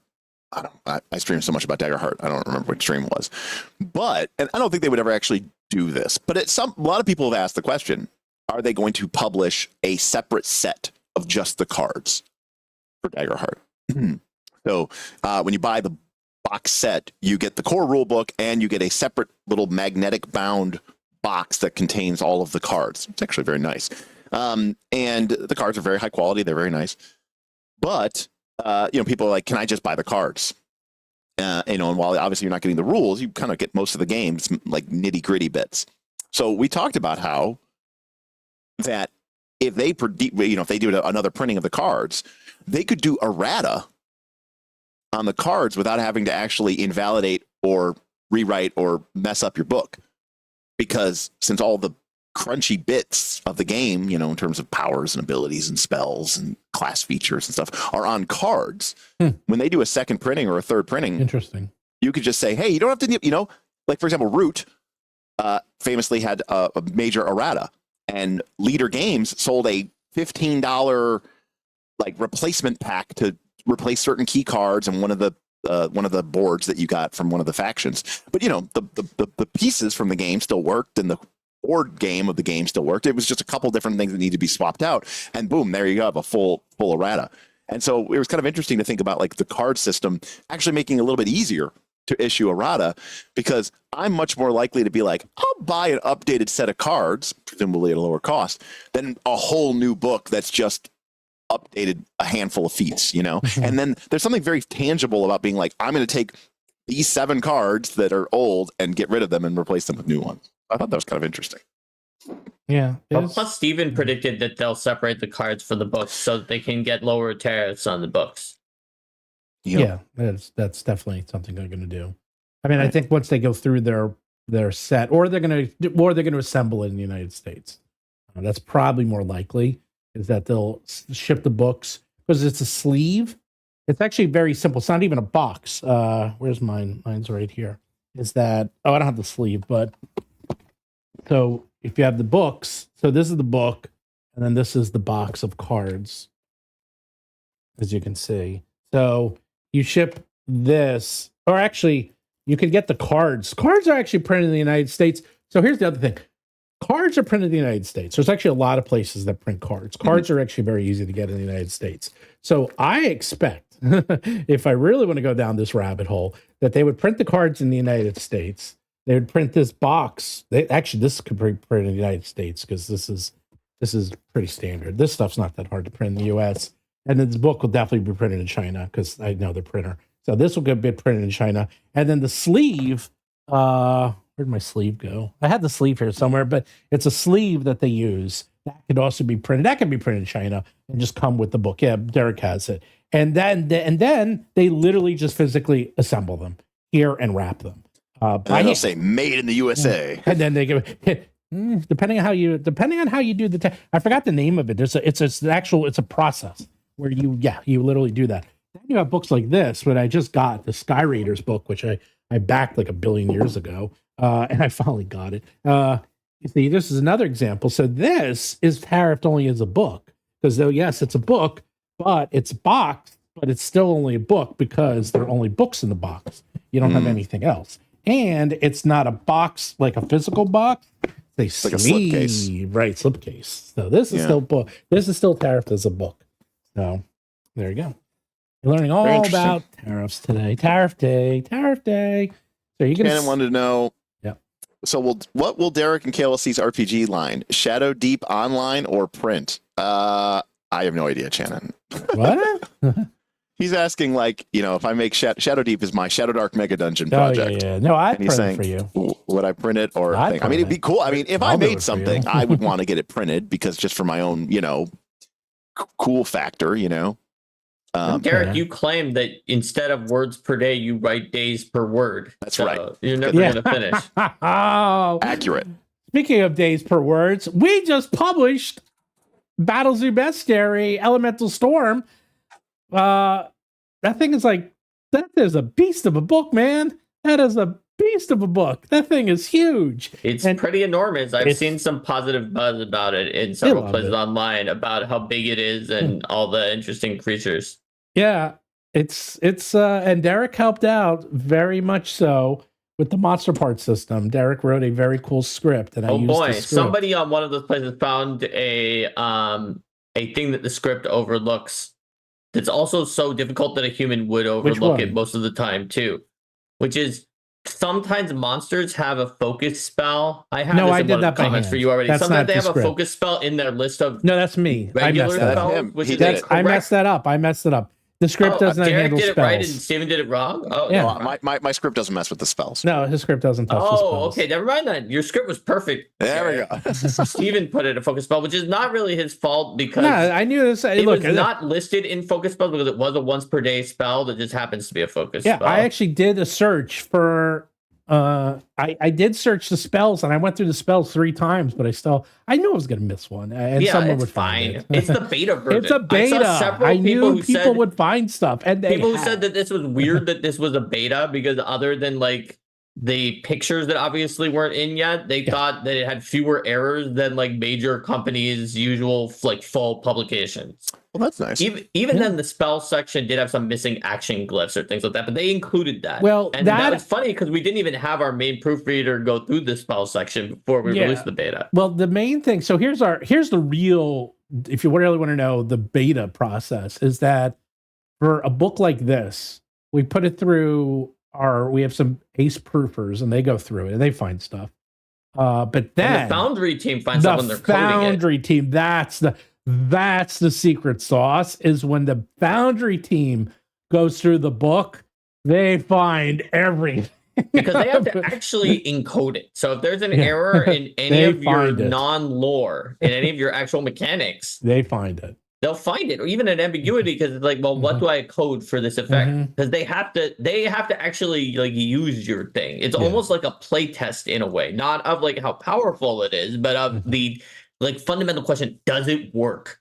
Or is it literally broken? Not people online saying this is broken for being overpowered, but like actually broken where it doesn't work. Yeah. And that is why I really like that we publish the PDF and the Foundry stuff first, and then we can get that into the hardcover. We finish. I love that process. I think that process makes total sense because nobody else does that because they don't want to release things before they're hardcover. Yeah, I think that I would much rather companies did what you guys do because I want to get the best possible, it's of course, error-proof print version as possible. And our first printings are about as accurate as a second printing for most other companies. And so, like you said, between Foundry and just the PDF and the legion of let's face it, nerds are pretty pedantic at times. So like they're gonna nitpick over every little square in millimeter, and like I love that. That's great. And then our amazing nerds have already found that's great. I think that's a good number of things, even though they said this is fewer than we expected, especially for a beta. They found a bunch. And this time it's a contest. So some people are looking at their own monster with a fine-tooth comb, finding errors sometimes that we messed up and put in, or that they had just left in the whole time and they knew were in there and that we hadn't caught one or two. Because as much as I don't like errata, these are minor errors, by the way. Day one errata makes me want to kill myself. We never have. When you get a book and before it's even shipped to you, they're already like, it's not right. You're like, oh, come on, let me hit. I don't give it to the printer until now. Most of the other books, like the Dragon books, like those are fine because they actually encode those like within a week, so they do this very fast. This book is going to take a little while, but I will not even give it to the printer until it's been done in Foundry. Yeah. And then to his credit, Steven is a perfectionist, and even if there's something you're not going to fucking tell me. Yeah, but he will pay, because you have to pay the printer at a certain stage if you want to change it. I know this because with Paizo, it was always like, well, is this actually hurting it that much that we need to pay the printer? I'm going to tell you something, but I'm going to tell you that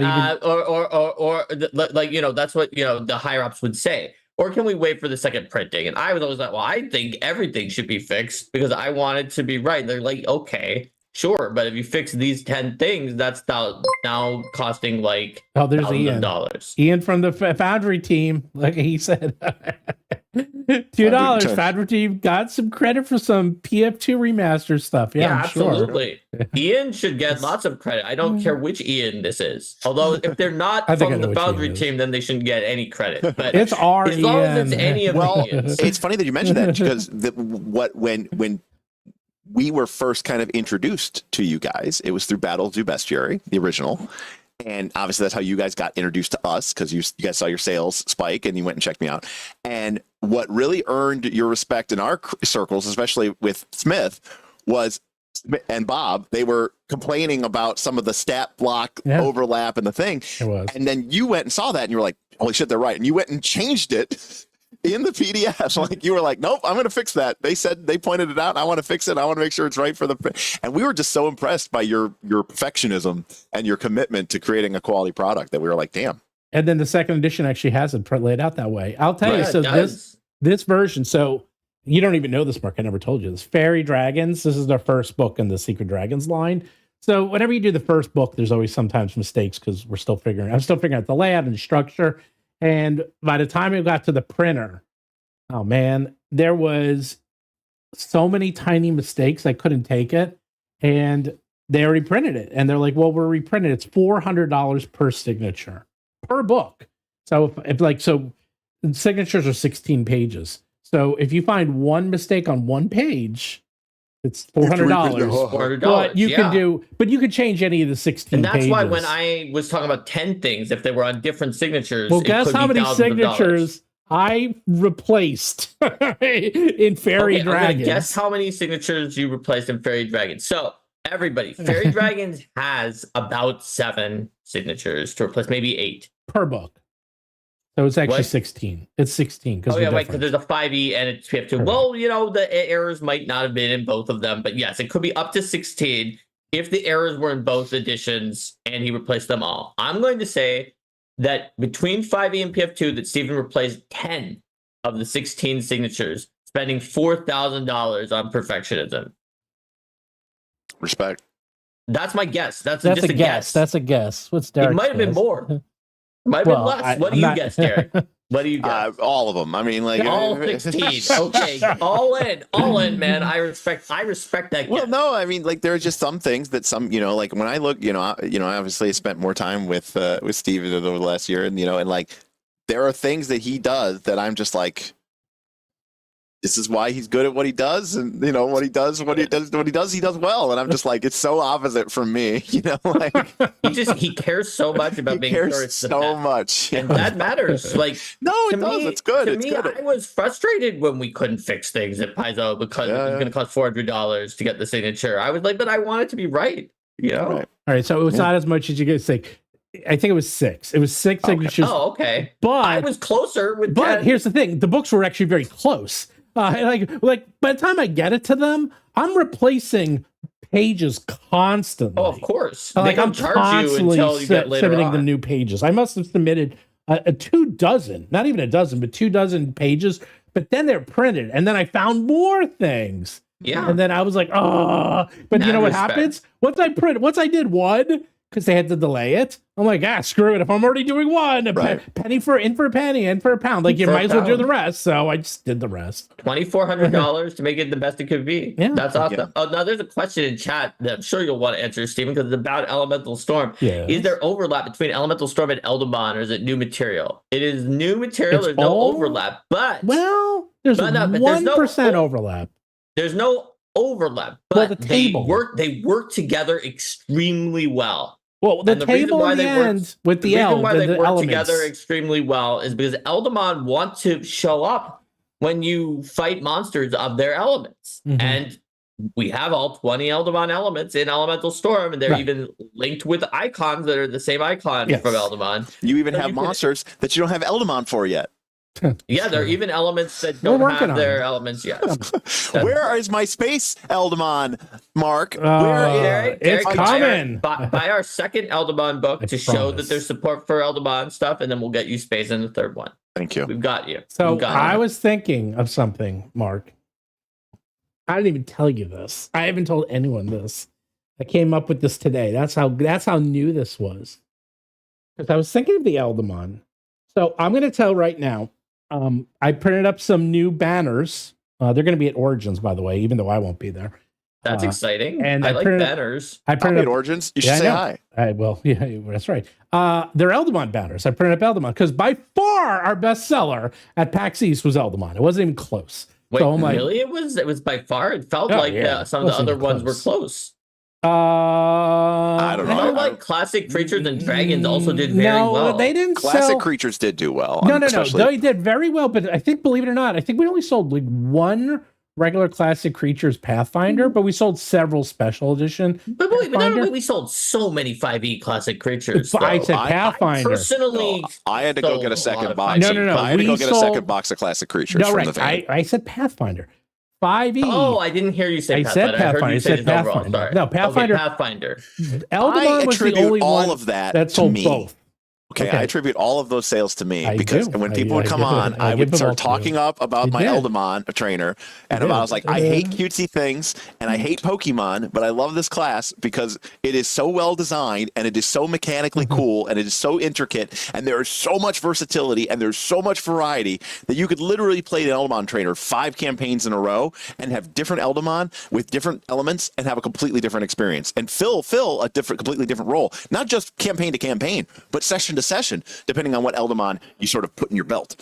And I like to think that all of your sales came from that. So, how- Derek, I tried to watch where people went, what their I have pipeline was, the- who I they have were the talking numbers. to when they went to pick up a book, because I was curious. And I actually do think that a significant percentage of the Pathfinder 2 Okay. Eldamon sales Hold specifically. on, I got the numbers. I'm came not from going you. to tell you exactly what sold. Oh, yeah, but don't I, give the numbers. But No, you I'm don't not have the telling numbers the of how many numbers. came from Derek. I'm just saying, anecdotally, from watching where the people were flowing, I think a decent number of the PF2 sales for Eldamon came from Derek. So All right, here's I'll the buy it. thing: our total sales, Eldamon sold the best for both Pathfinder and 5e. Yeah.